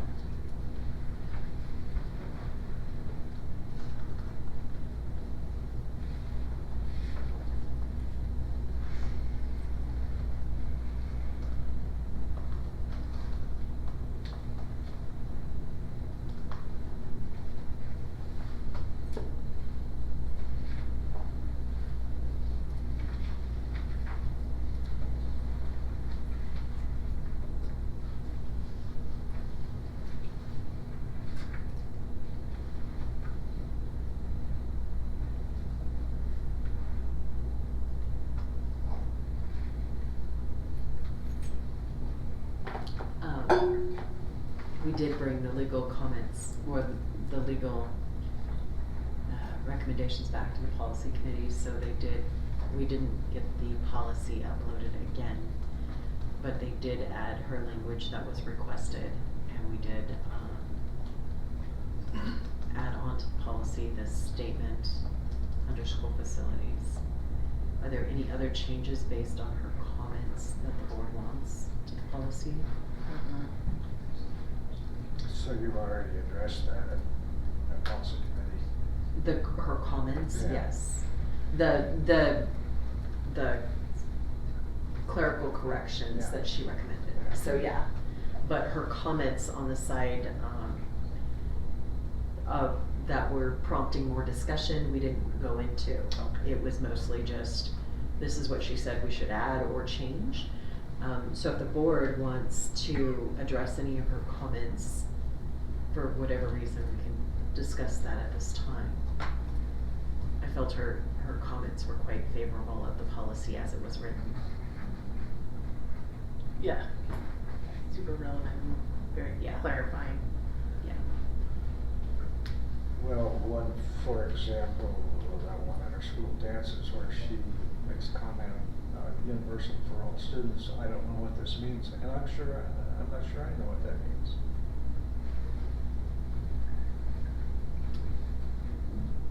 The way I interpret it would be that the participation is the same for everyone. That we're not gonna say you can't come, we're not gonna tell that to any of our students. But, I mean, if it's that confusing, we can, or unclear, we could take it out.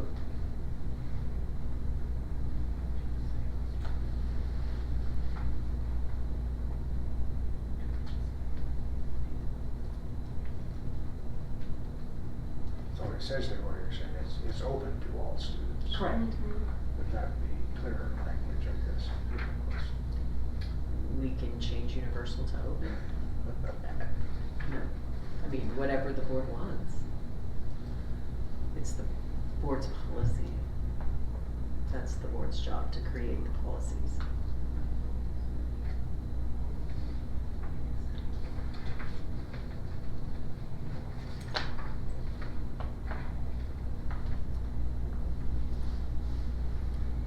So would you like to change that sentence to open to all students instead of universal for all? It seems to me it would be a little clearer. Okay. Could you write that down? It's all semantics, you know. It is, but Words words matter.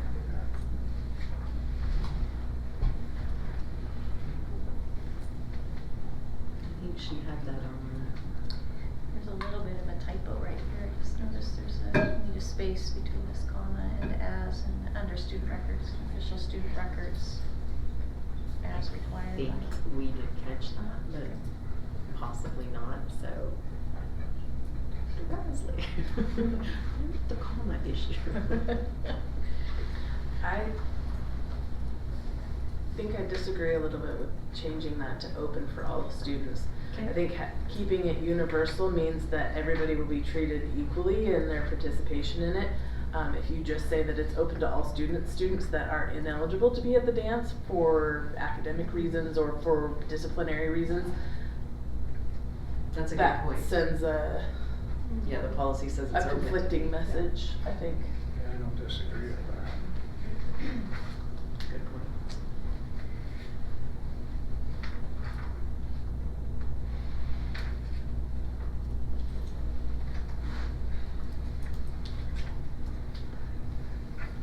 Did the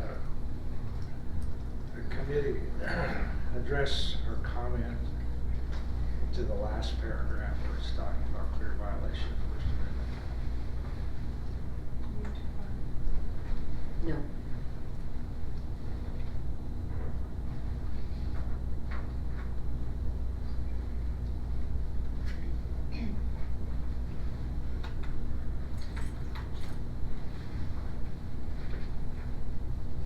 In all honesty, I didn't have her comments. Yeah, it's the first time I'm seeing Yeah, it too. I just had a document that had some strikeouts on it. Yeah. And I thought that's all there was. I didn't realize there was all this commentation, so, yeah.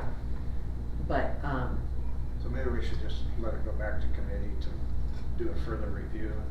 Actually, I would rather the board make the decisions, because I don't think Their the list community. is huge right now. Yeah, our list is huge, but I don't think the community understands that it's actually the board that's creating the policy. The committee's putting it together, but the board has the final say, whether it's a go or not a go. So I think if these comments, spark further discussion, then let's have the discussion and let's resolve it now so we can be done. Otherwise, more than happy to take it back to the committee. But I just think it just prolongs everything the more we dump back on them. That has to come back to us, because this is actually the board's job.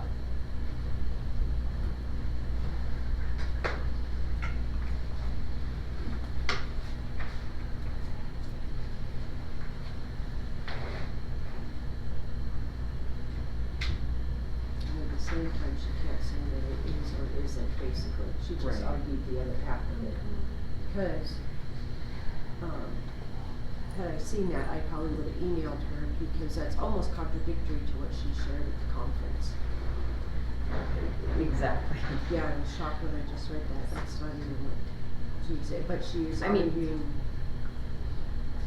We could take out the word clear, Yeah. because clear is quite definitive, to where if it just states it is a violation, it could be up to the court to determine what type, how significant, how deep, how wide, whatever, instead of taking such a stance. Or we could say may, I mean, as opposed to is, because may means it's optional. It could be, it could not be. Maybe, Maybe, and maybe not. Maybe a violation. Yeah, Right. it may, we can say it may be a violation. I mean, there are options here. Words matter.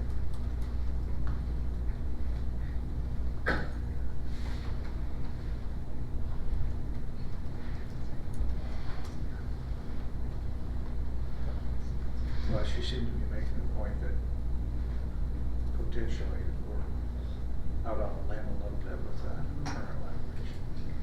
Well, but she also produces two, I mean, she's got the 7th Circuit that's saying Right. no, and the 9th that's saying yes, so. And we're in the ninth. We are in the 9th, yes, we are. So, I mean, Which tends to they're squirrely. go that way. They're squirrely. We could state, if it would appease the board, an individual's biological sex may be a violation of the First Amendment. So that's saying that we're not clear if it is or isn't. We're saying that it could be. I mean, it We're depends on. acknowledging that Yeah, it may it's a be. possibility, Potential yeah. there, is there, yeah. Mhm. I just hate that wishy-washiness. Me too. I know we're getting conflicting messages, but it's hard to have a policy that, Isn't concrete. yeah. Mhm. I agree.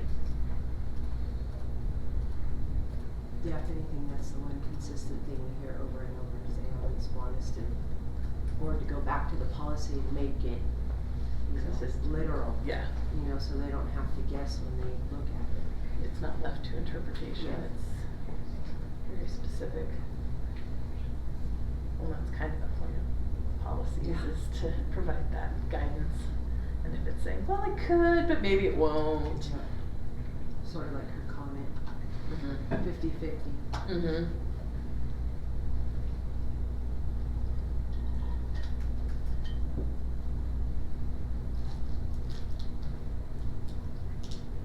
Well, what do we wanna do? Change it, leave it? You can write the policy any way you want and it will stand until It doesn't. somebody Right. takes it to task. Right. And it gets stricken. That's with everything. So leave it the way it is and see what happens. Randy, what's your thought?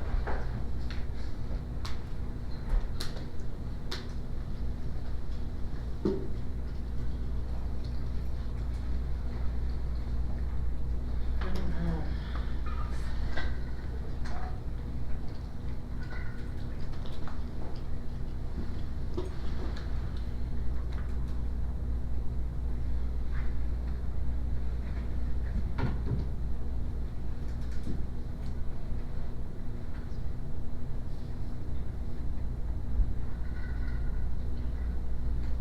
statement say could violate?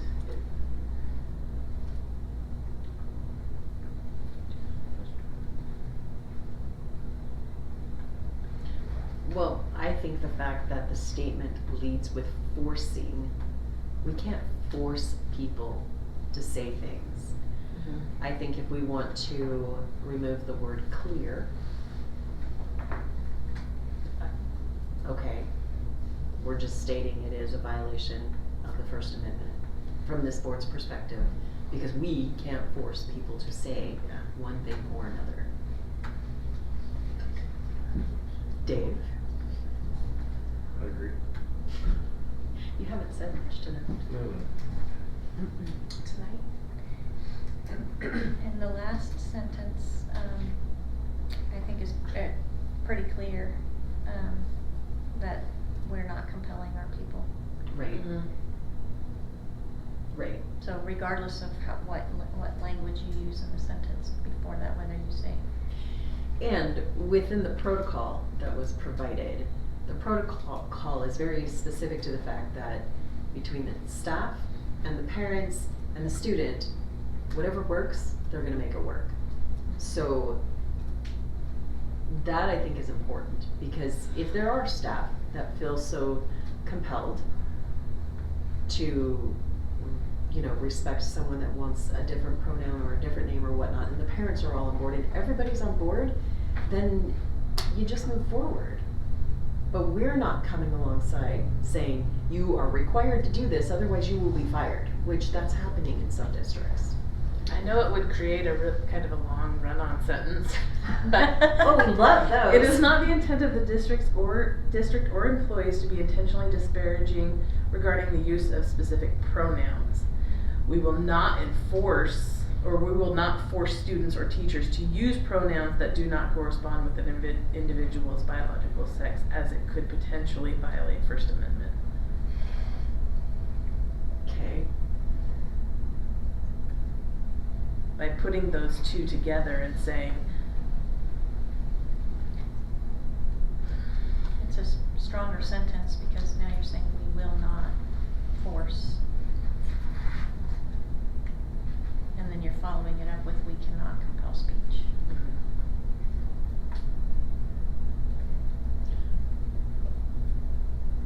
Or you could take the last sentence and place it at the starting with the forcing, so it would read, it is not the intent of the district or its employees to be intentionally disparaging regarding the use of specific pronouns. The district cannot compel speech and require its administration, employees, or students to affirm any belief they do not hold. Therefore, forcing students or teachers to use pronouns that do not, well, we would not therefore it, that makes no sense. But then ending it with forcing students and teachers to use pronouns that do not correspond with an individual's biological sex is a violation of the First Amendment. You know, the rub in this whole paragraph, I think, will come where, as you say, the parents and the school and the individual student may come to agreement on what they feel is appropriate. But we are including other students in the way this is written, I think. I think you're talking about the student who might want to be a boy and is asking to be a girl. I don't know. What is, so are you, I think if a teacher and parent. Let me kind of finish Okay. my thought. So we have that agreement among those three entities. Right. But separately, other students say, I'm not gonna use that pronoun when I Right. address this kid. Right. And so right away you have a difference taking place that is going to be in conflict with what the parents and the student, the individual student, and the administration has come to agreement on.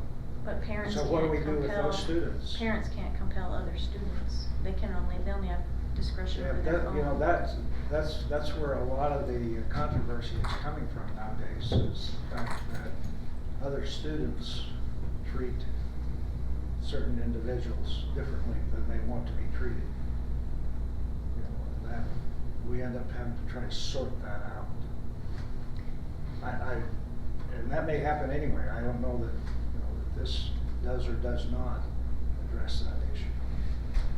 I think it's accurate, though. We can't force students. What we can do is expect kids to be kind in their interactions with each other, and we can hold kids accountable for that. Right.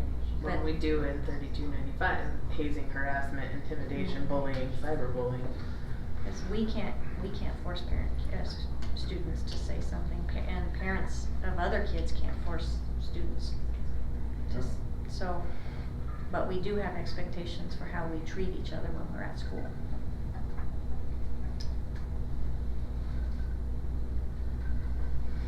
I've never had to deal with this. Calling some. That's not right. You can't make a kid say what they don't want to say. No. Well, and That's not being mean to, if they believe a certain way, that's not being mean. well, back to the legal counsel, her only issue was clear. So that's Yeah. really all we need to debate is the word clear. Just take it out. Leave it or take it out, yeah. Just. make Yeah, because it- we can move our sentences around and make them Yeah. long compound sentences, Right, but really. you're yeah. right, the true. If you take the word clear out, it still basically says the same thing. It does, it's just not as harsh. Right. Or it's not as line drawn, I guess. Okay. So we just. So remove I'm the good word with clear. Remove clear. word clear. Okay. How about you, Bob? That's fine. Agreed.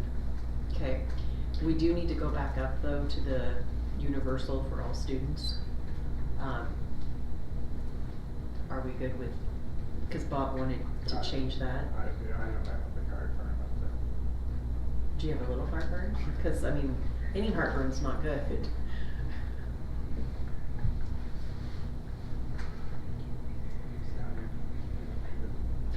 By 'Cause I saying that think your point students was should very have good. equal access.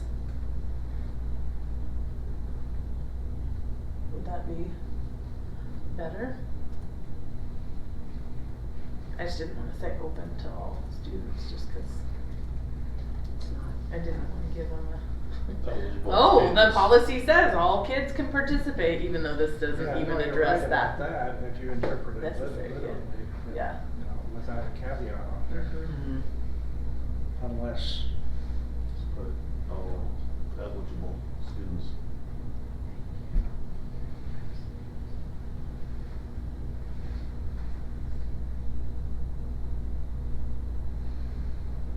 Yeah, that, we could do it that way. Shall be open to Yeah. all eligible students? see, that makes more sense. Because you may have some who are ineligible because they're out on suspension. Behavioral issues or some whatever. other reason. Mhm. If you leave it at universal, presumably the same argument could be made that it says universal, that means everybody, whether eligible or ineligible. So if I'm ineligible, I still should be able to go to the dance based on universal.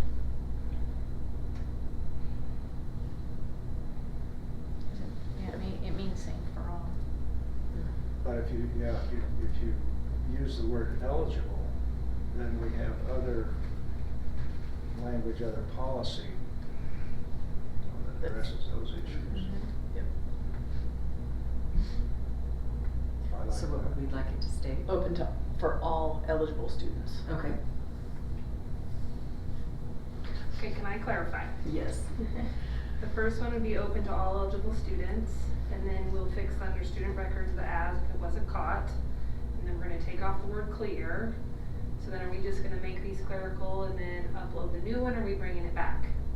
No, the board already approved the policy. Okay, so we can just make the clerical changes and go, okay. Yeah, it was approved, based on legal counsel, so Okay. we've received legal counsel,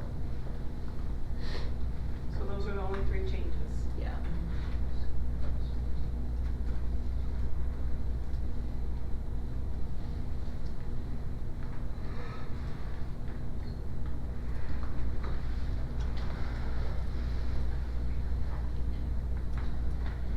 policy 4200, school support organizations.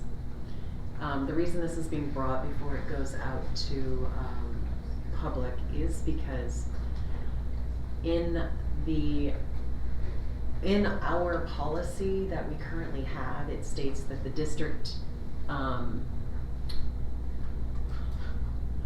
on the second to last paragraph. It's highlighted. right, but I think our policy states that the district covers all of the school support organizations with regard to liability. And I asked, is that accurate? Because you can either say you need to provide your own liability insurance or the district's got your back. And our current policy says the district has your back, and I said, is that accurate? And basically, the district has your back unless it doesn't. Because depending on the type of function, depending on, these are parents that are doing a great service, and I don't want anything to go awry to where they're now liable and they didn't know that and the district can't help them because they're part of a school support organization. A classic example at Twin Lakes, they do popcorn. So if a kid chokes on it and they don't have liability insurance, that parent's gonna go after who or whatever they can. So if our PTOs or booster clubs or whatever need to have a liability insurance to protect the organization and persons that are there, they need to know that. And to say that we're covering them when we really may not be, I don't think is fair. And if the organization knows you can get the liability or run the risk, then that's their own choice to make. But I don't feel comfortable saying, oh no, we've got your back when we check, and it's contingent on the operation of the function, what the capacity was. I mean, there's all these contingencies as to whether or not our liability, the district's liability insurance, would cover the school, what are we calling it, support organization. Oh yeah, please So talk. the, where it's clear is if it's a standalone organization, so they're putting on a night and there isn't school staff there and they're just basically a facility use situation, they have to have their own insurance. Mm-hmm. If it's all done by us, it's covered. Where it was gray when we reached out, it was still gray in the response, is if all of the money goes back to them,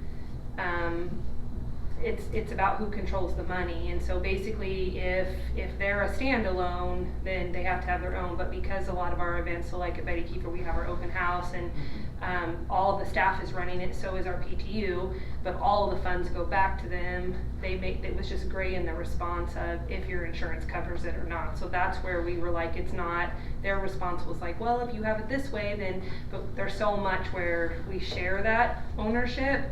It's not two entities doing it, and so that's where we felt like even with the insurance, they couldn't give us a clear-cut answer of if we merge that and it's on campus, it's not truly just a facility use situation. Staff is running it, you know, where parents are there, does our insurance cover it? And they couldn't give us a clear-cut answer. I agree. Mm-hmm. Lisa reached out.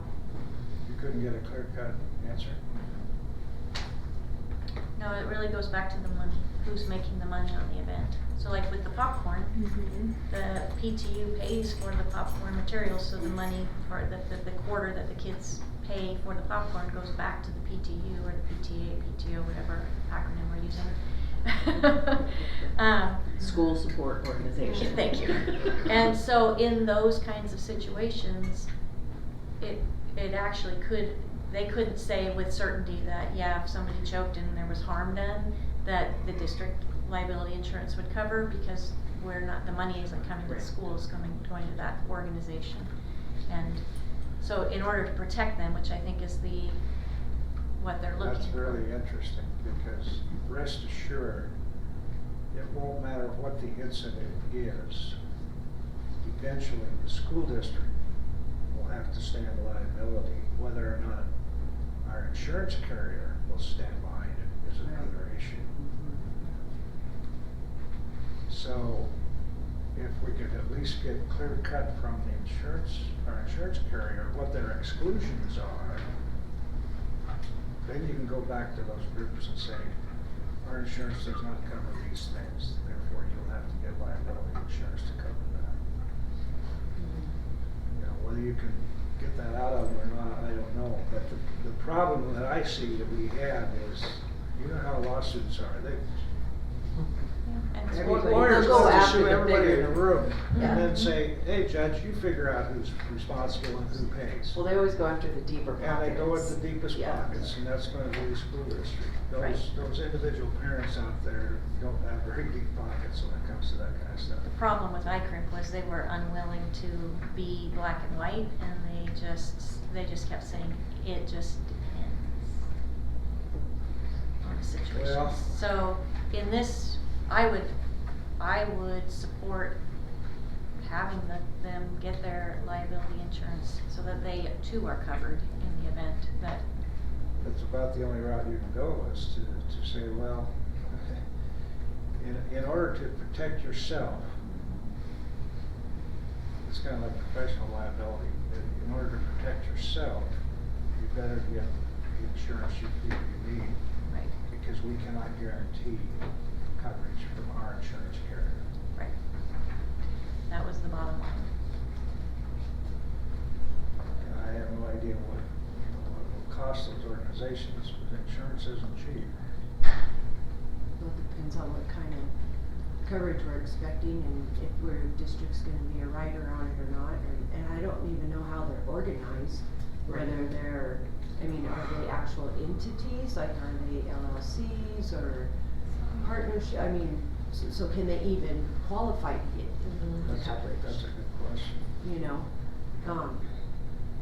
if so, I mean, They're pretty loosely $1 million, organized in most instances. Yeah. you know, it could be $400 a year to $1,200 a year, depending on what type of organization it is, you know?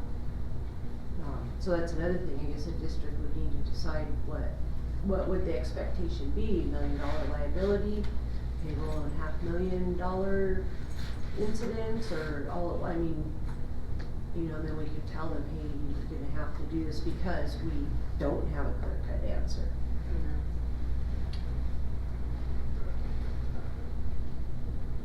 The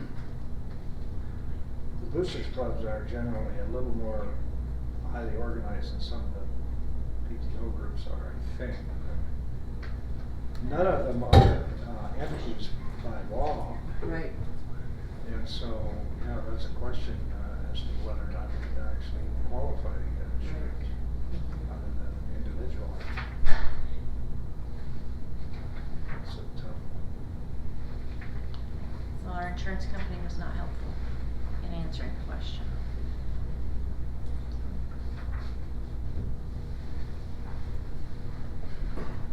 Is it worth a second opinion, just to ask again? Maybe somebody else will respond. Or even find out what other, I mean, you know, in these special situations, and they're everywhere across the whole country, right? So it's not like it's some off the wall kind of thing, or what are all those people doing? Like maybe there's some guidance from, you know, I don't know, district organization or teacher organization or even PTUO, whatever. I don't think we reached out to Post Falls or Fort Lane to see what they require. Yeah. See, there is a national PTA, but I don't think our groups are affiliated. Twin Lakes Elementary is. and it That seems might like- be the answer, because those organizations might be able to have carry have for their- them, We have you two know. who are affiliated with the PTA. Yeah, that might be an alternative if there's Mhm. something available through the national organization. They could affiliate themselves Yeah. with the national organization for that Right. liability Well, insurance. encourage those Mhm. other And that- groups to become affiliated. Right. That's a for their really own good point, protection. yeah, That might be even the most cost-effective way. for them, yeah. Yeah. Because, I I mean, mean, they're. they may have hoops and red tape to get through, but if they're covered, that's a better It's- option than. It's a bummer that, I mean, they're providing a huge service to Yeah, a district for absolutely. the benefit of the kids, and now they have to raise money to help protect themselves, which sucks. Yeah. So that's where it's like, we've been telling them, oh, you're protected, and I'm like, are they? And we find out, maybe not. At least they have the right to know that. Mhm. Okay, we can do some checking. Okay. I can reach out to Amy White and just see if she is aware of any kind of case law where a school PTO, PT, Okay. had any kind of issue. I don't know if it does us any good to reach out to a different insurance company because the one that matters is ours. Right.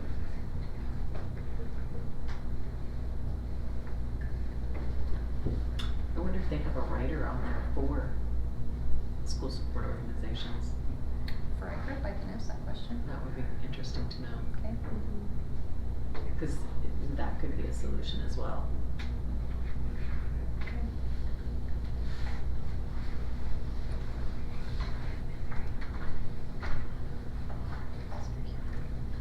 I know wrestling has, the club, they all have insurance, each kid has their own insurance. And then each person that's on volunteer, whatever, is covered under their policy. I don't know, if the other clubs are doing that. Yeah, that's a good point, Dave. Again, I don't know how much of an entity goes on to those club organizations, you know, how highly organized they are, or whether or not they have a standing, you know, with the Secretary of State's office, for example. Right.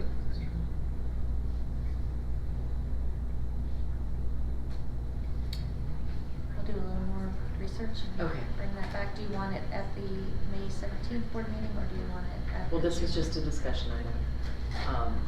So the information I think needs to come back to policy committee. Okay, so once I have it, So I'll they can send it. talk about it and figure out, so we can get it out to the parents. Okay. I'll just include Lynn on all of the emails so that she has the information. Perfect. Moving on to portables. I know the board has been looking into,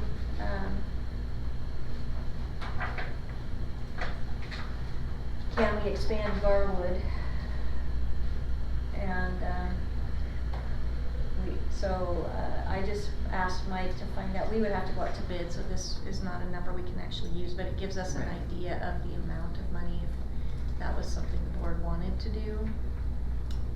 And this is for 2, which would be 4 classrooms. So that's just and then, I did get an email today from Jason from Panhandle Health with a follow-up to Okay. septic, so, I'll forward that to the board as soon as I have a chance to read it. Because That's the next step. that's the hiccup with Garwood. Yep, we've gotta figure that part out. Although Mike did say that, the septic system is based on the number of gallons of water per person. And It's a flow rate. yes, the flow rate, and I wanna say it was like 2,500 per person on the, and it was a lot. And we're well below whatever that number is that they were looking at, so Mike's belief is that they're gonna come back and tell us that we can add kids and space to that campus without doing anything to the septic system. Okay. Because we are under the water usage, significantly under what they were looking for. That'd be amazing. But I will forward that, whatever information I got from Jason to you. Really be amazing. That would make a lot of families happy if there was a way to, at least the kids who are currently at Garwood, if they could continue to go to Garwood. Right. I don't think we can do that. I cannot see how we can justify spending hundreds of thousands of dollars to put classrooms at Garwood when we have vacant space elsewhere. We've already got a credibility problem with some of our folks in terms of taxpayers. I mean, you just opened up a door that will throw mud as high as the ceiling will allow.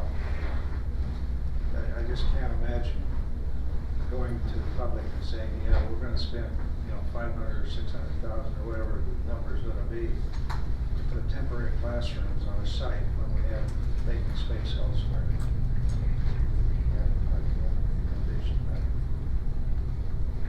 I was kind of thinking about it a little bit. What about, I know everybody's gonna freak out about it, but what about the libraries?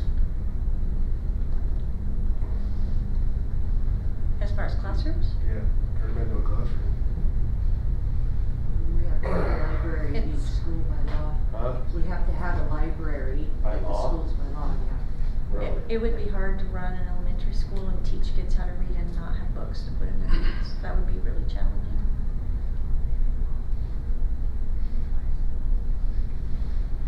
They have built. You can share libraries. What? What'd you say? You can share libraries. Just an idea. Oh, you're good at thinking Like- outside the box. That's at least 2 classrooms, right? Probably. No. 1.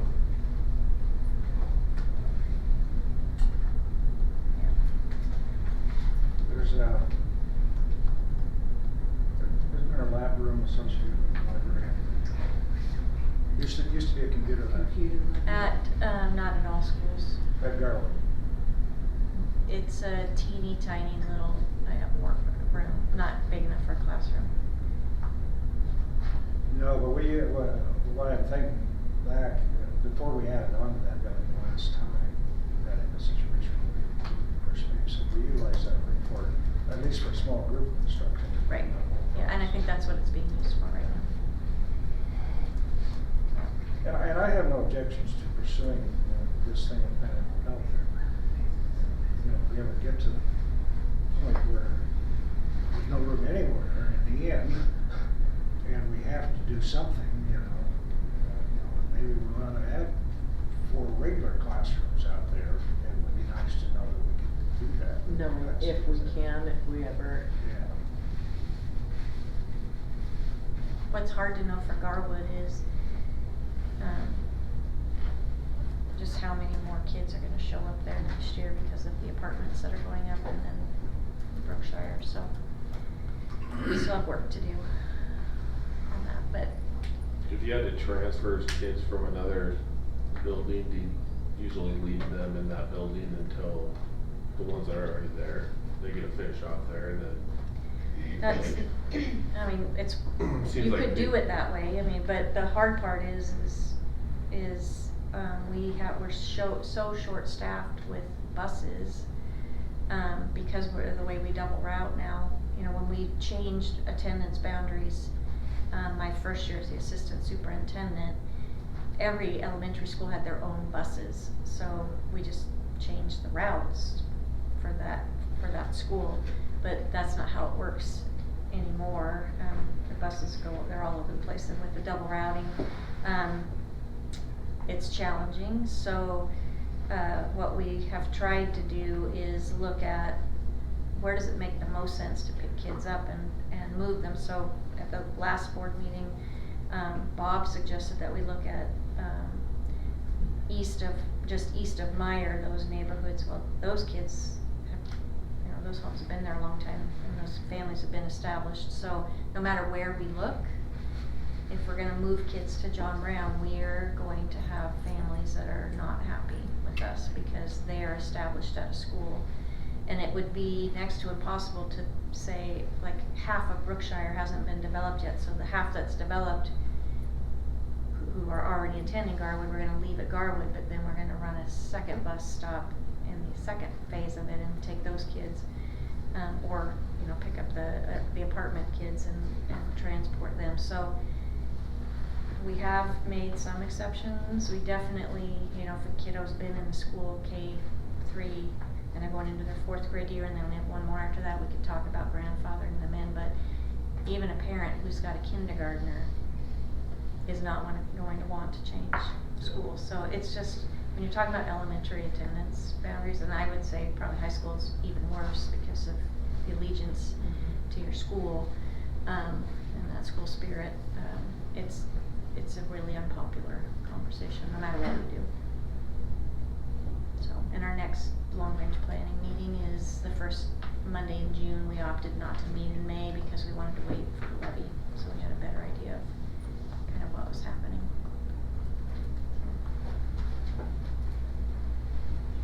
So you say the first Monday in June, oh yeah, I see it on there, okay. Is it on the board calendar? I don't know what calendar that is, but I can put it there. No, it is not. I'll put it over there. Thank you.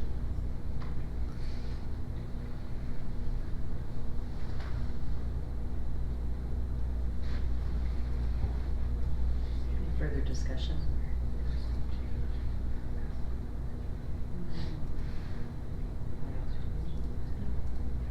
Any further discussion, Bob? No. Moving on to the SRO MOUs.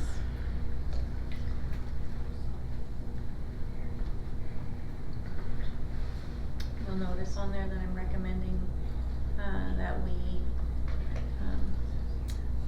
once the levy passes, that we open, an armed district safety specialist position for Timberlake, and not move forward with the MOU with Spirit Lake Police Department. They're struggling to have enough people at the department to fill their patrols, and they don't have personnel for an SRO.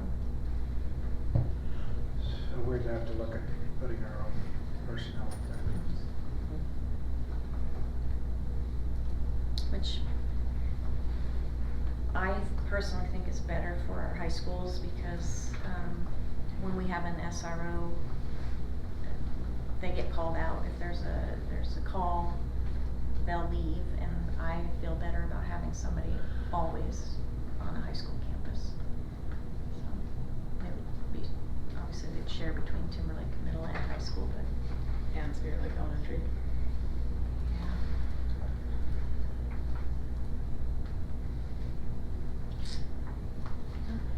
I'm ideally really we would curious. have one at every school.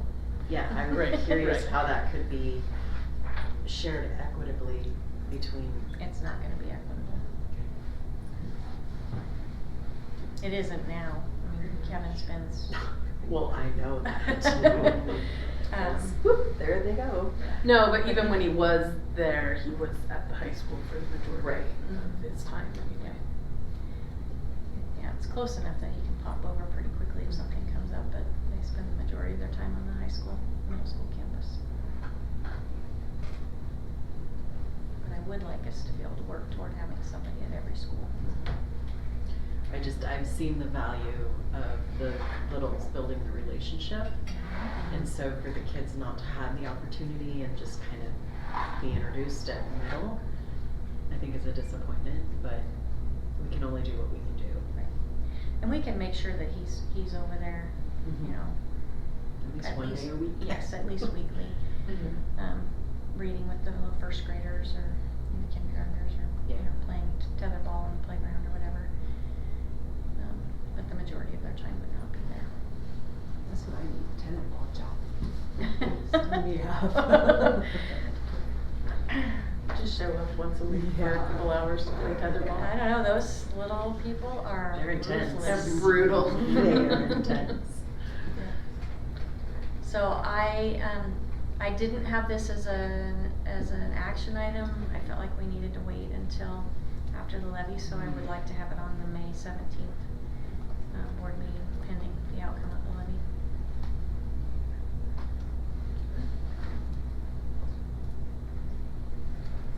Any further conversation regarding the MOUs? And just to kind of point out, in both of those, the dollar amounts are not finalized because both cities are on the city schedule, so they don't do their budget. It's not approved until October. Right. So we'll approve the MOU, and then I'll come back with the pay increase that they're getting and our percentage of it. Okay.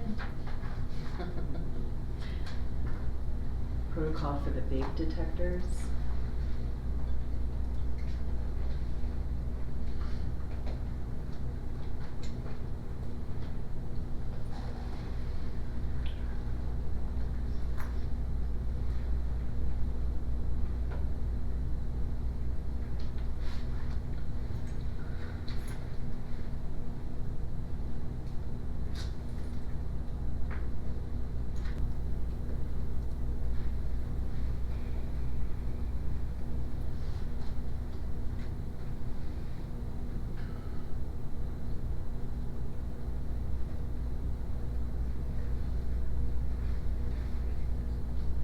I believe the top row should say THC instead of THS.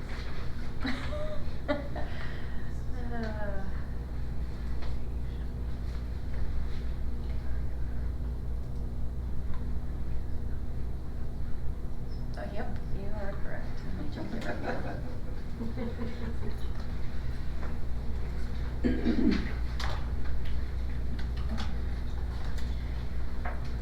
Have it. That muscle memory, it just. Looks good to me. We didn't do the protocol yet for the metal detecting wands away from the vape detectors, because we wanna make sure we're writing that sort of aligns with our search and seizure policy, specific to other things outside of getting the notification from the vape detector. This obviously will align with that, but they would be used specifically in this instance, so we started with this one. Do we have on the list a policy for the vape detectors? It is on the list. Okay. Your list is growing. Oh. Well, You that's have not no even- idea. Yeah, I was saying that's not No even idea. the annual reviews. Those aren't even on the list. Just keep uncovering things we don't have policy for. Yeah, there's still so many out there that are outdated and wrong references, and there's a lot. Do we have on your list a policy that just states that we have a safety program and that this is kind of what it entails? I don't think we've got anything. No, not one. There's like a bunch of different ones, like the one that Randy brought up earlier, the hazing and the this and the that. But no, I think there's something on the website though, isn't there? At one point there was. I think we have our armed guard protocols out there, but those are the protocols that we wrote that would align with the policy that we don't passionate about. Right. Yep.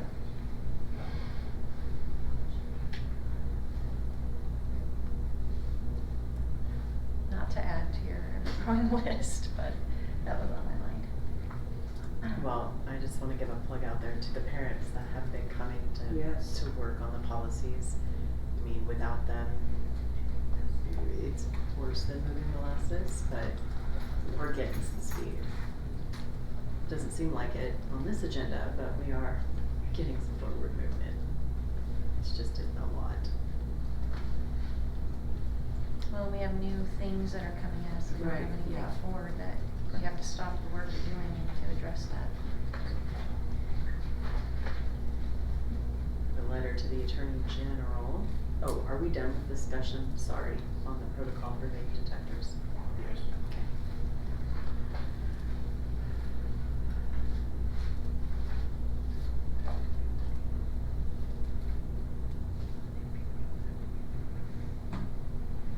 And this was sent to Mr. Labrador. Yes, ma'am. We haven't gotten any response yet, but How did we send it to them? snail mail. I'm just curious. I get- Certified snail mail? Not certified. But I wanted him to have the actual signed. Yeah.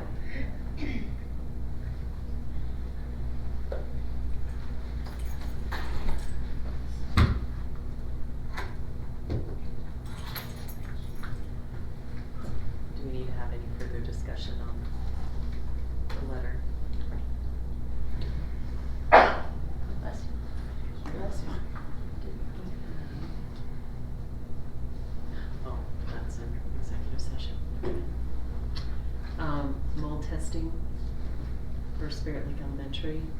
So, yeah, we had a staff member who was having some pretty significant health concerns, and the doctor thought it was mold, and so we had Spirit Lake tested, and all of the tests that they did came back negative, which was good news.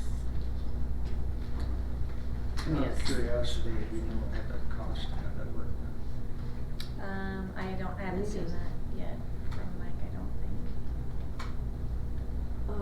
Wasn't that on was it on last month's bills? I don't know, maybe I saw Oh, no, something you're else right. on there. Nope, you might be right. Yeah, I think that was on there on last month's bills.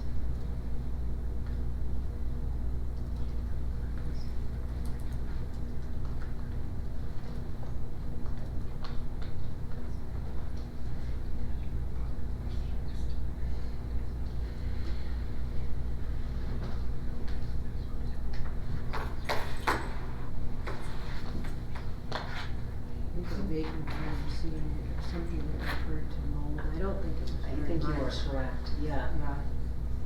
Let's see. Those drills.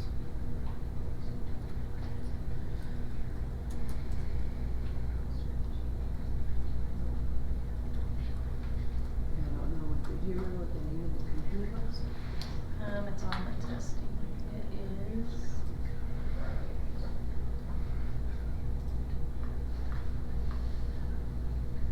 Chiron. Yeah, KYMRO. Chiron Environmental.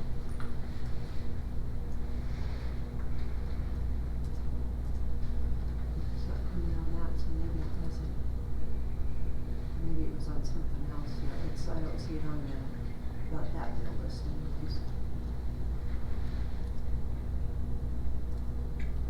I don't know, I'll have to look for it and see. I can ask Mike and email Not it. crucial. It's-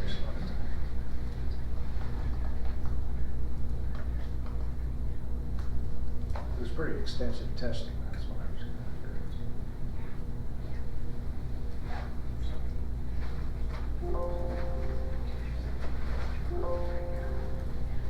It's not much. Yeah, so maybe we I have remember this seeing something else. Yeah. For mold, but I will email Mike and ask him, and then I can email the board. perfect. Yeah. Moving on to an update on the levies. Yes, so just wanted the board to kind of be aware of all of the things that we've done in the last 2 months, I guess.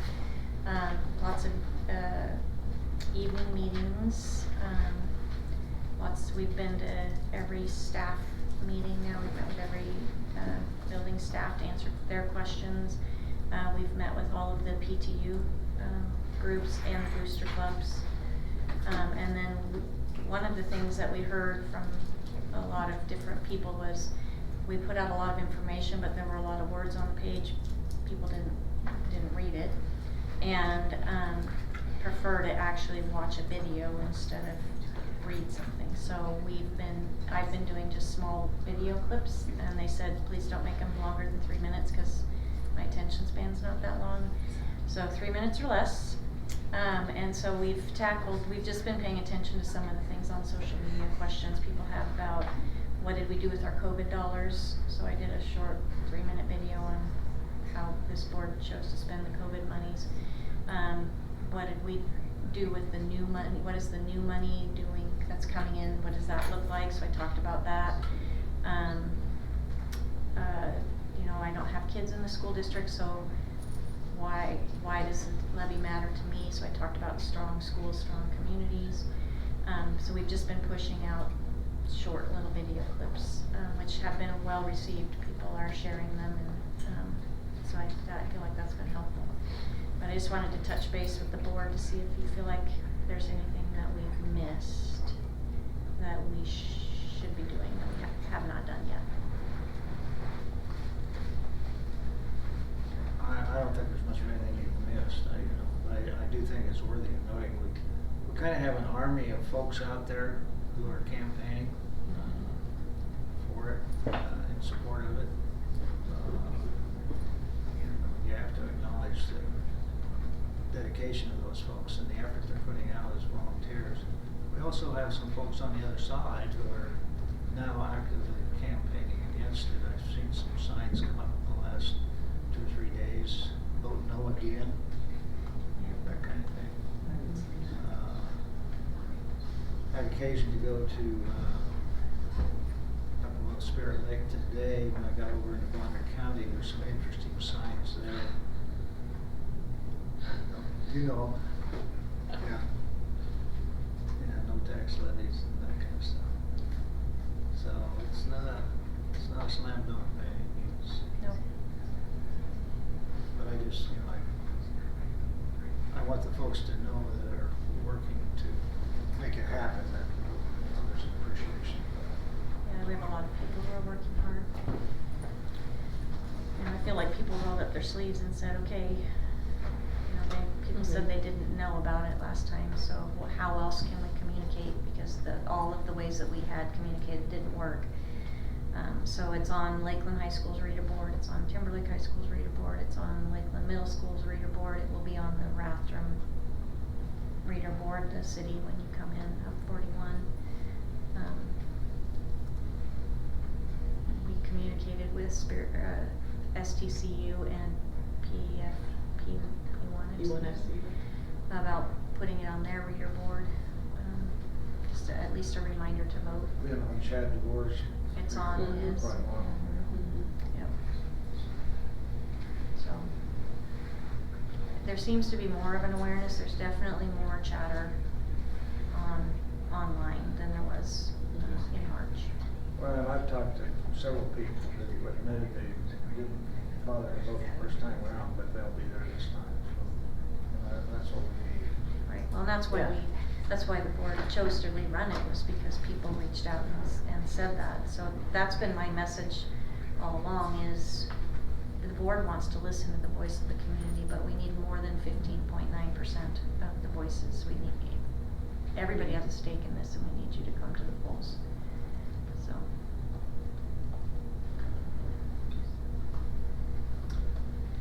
Appreciate your hard work.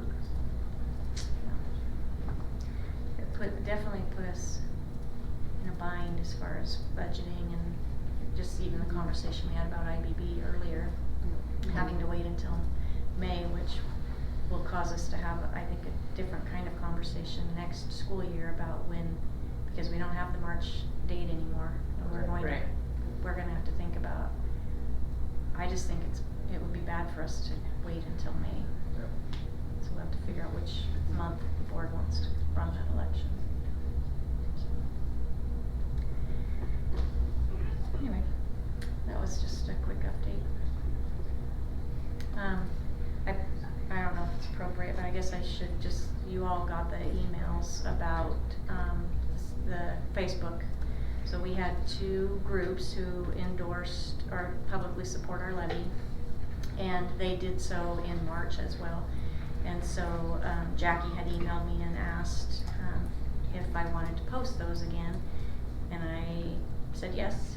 And she emailed me back and said, "Are you sure you want to post them?" And I said, "Yep," because I was thinking it was exactly the same as what it had been. Because I'm so singularly focused on our levy, I don't even think about the other elections. I know there are other things on the ballot in May.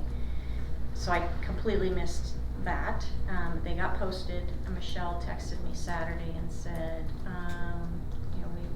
we need to take these down. So she had gotten some emails from patrons. I was actually at the movies for my sister's birthday, so I stepped out and quickly communicated with Jackie and said, "Oh my gosh, these need to come down immediately." So she did that, and I typed just a short little apology at that point in time, and then crafted the actual one that I put out to the community on Sunday while I was trying to sleep Sunday night, but couldn't because it was eating at me. I did send it to Michelle and Lynn and just asked for some edits because it wasn't flowing the way that I wanted it to flow, and so Michelle gave me some, she helped with that, which ended up being, I think, a well-written apology, which was posted on our Facebook page. I felt really strongly that the community needed to hear from me, so that they recognize that that was not done intentionally, and when I make mistakes, I'm going to own them. And I think as a leader, they need to see that in me too. So I did take care of that.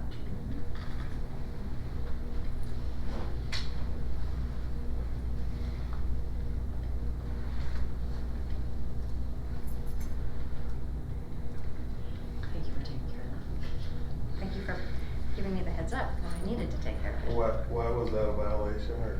We legally cannot endorse.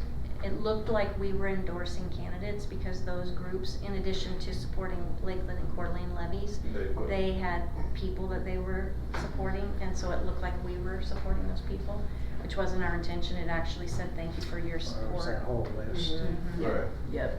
Yeah, and so It violated statute and board policy. yeah, in March there weren't any other issues on the ballot other than the levy, so Right.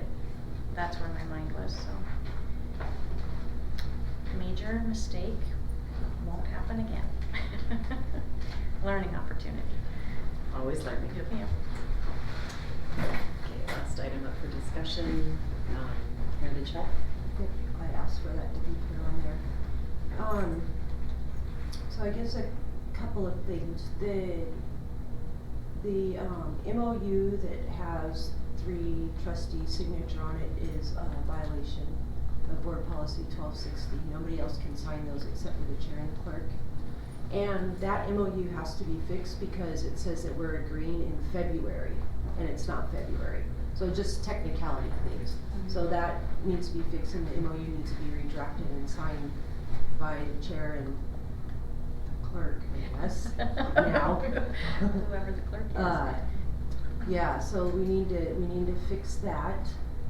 And I just feel like I have to address, even though as much as I didn't want to, but I keep getting these letters from, I just got this one came April 26th, but I just got it Friday when I came by the district office from a concerned citizen. But, the MOU came to the district board in 2022, not 2002. This 2002, I don't know where this date came from, but it's been published, and Yeah, I it don't. was in the letter I got, even though they wouldn't leave their name because they said there was too much intimidation in the district, but that's what they did to me through their letter, but they wouldn't give me their name. The other thing is that the board, the July 15th meeting that everybody keeps referencing, I guess I just didn't say it loud enough when I brought it up at the last meeting, but it wasn't a unanimous vote by all the sitting board because I wasn't there. I never voted for the MOU. So I wanted to make that clear because that's been a reference everywhere also, and even some of our board members think that too. So it was never a unanimous board by this, vote by this sitting board. And so if we fix the MOU and that, and then get the policy done, and and it doesn't have to be in place till August anyways, right? That's the, but I think Heritage Health needs to know that whether we fix the admin thing or they fix it too, I think their attorney and us sort of drafted it together. Because they already have one in place till August, and we have till August to craft the, policy. Yeah, and I do believe that Heritage Health was made aware that the board voted to renew the MOU, so they know to staff Yeah. our spots. And I did catch afterwards the February, so I. Yeah, cause the dates at the bottom are right, but the very Yeah. first paragraph is Yeah. incorrect. So, Yep. that has been changed. Yep. Although it might have to be changed again, cause I think right now it says May, so depending on when the policy is done and it's actually signed. I think the committee is working, I wasn't there, but I think they're, working on something. I think it got bumped to the top because it has to be done for August. But yeah, I think that was it. We sort of covered everything already, prior conversation, other stuff that, I had written down, but I guess I think that was it. Yeah, I don't know where the 2002 date came from, but it's out there. That was actually someone's, comment that was read. They stated 2002, Yeah. Oh. that's not. It was in one of those very early emails that we got too, if I recall. Well, I just yeah. interpreted it as a typo error. Yeah, or they had incorrect information, which happens repeatedly. Yeah, So- because the other comment I got was about the 20 years or the 18 years that they've been working with this. I'm like, no, it No. just came. But then I got the letter that I just got that I should have got before, and even they put it in there, 2002. I'm like, okay, we gotta fix this. It's not 2002. Yep. So that was the only thing that I had about Heritage Health. So what's the clerical correction? At the very top, well, if we had it. I know what you mean, Yeah, it just needs to That- say yeah. May instead of February, and then, And then Actually, it board probably chair will needs to sign and it. the clerk, which I guess would be, Or the acting clerk. right, Whoever's exactly. clerk at that time. Correct, correct, right. Yeah, Once all that happens, will it be transmitted to Heritage Health so they have a concrete, I mean, I guess, Yeah. I mean, I don't know, that's not our purview, it's just our job to sign it and make sure the policy's there, so. But I mean, that's typically what happens with everything else, you know? But it doesn't have to be done till August, they have a contract, they're still operating, this one starts in August, you know, and it did say in there, even in the MOU, that, they were require looking for policy. policy to follow, blah, blah, blah, blah, so they'll get it done. I'm sure somebody will come up with something, some kind of springboard or something. That's what we're looking for, yes. Yeah. That was that's the only thing I had on here, which I don't have anything else.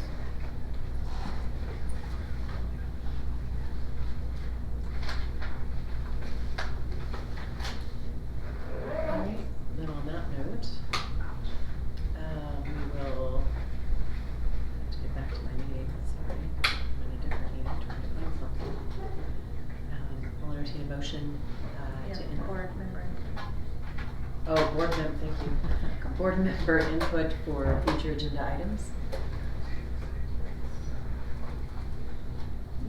Not yet, we'll know more next week. Yeah, I was saying our weather is getting better, that we can have that barbecue on, it's promising us.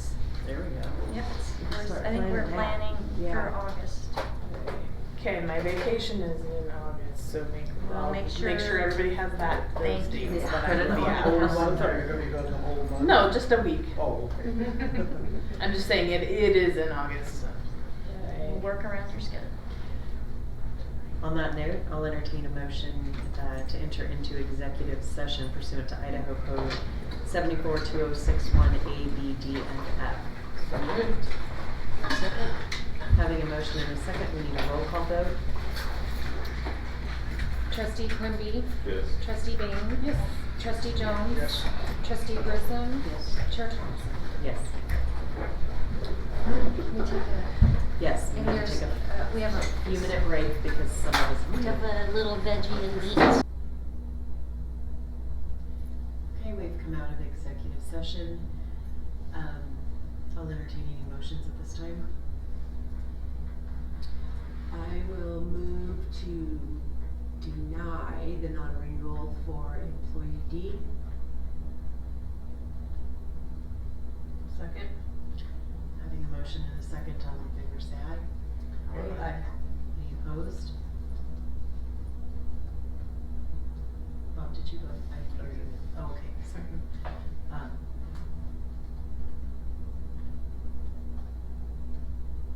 Motion passes. I say something, I don't remember what it was. I'll entertain any other motions. I will move to approve the non-renewal of contracts for employees 5.08.2023 A, B, and C. Second. Having a motion and a second, all in favor say aye. Aye. Aye. Any opposed? Hearing none, the motion carries.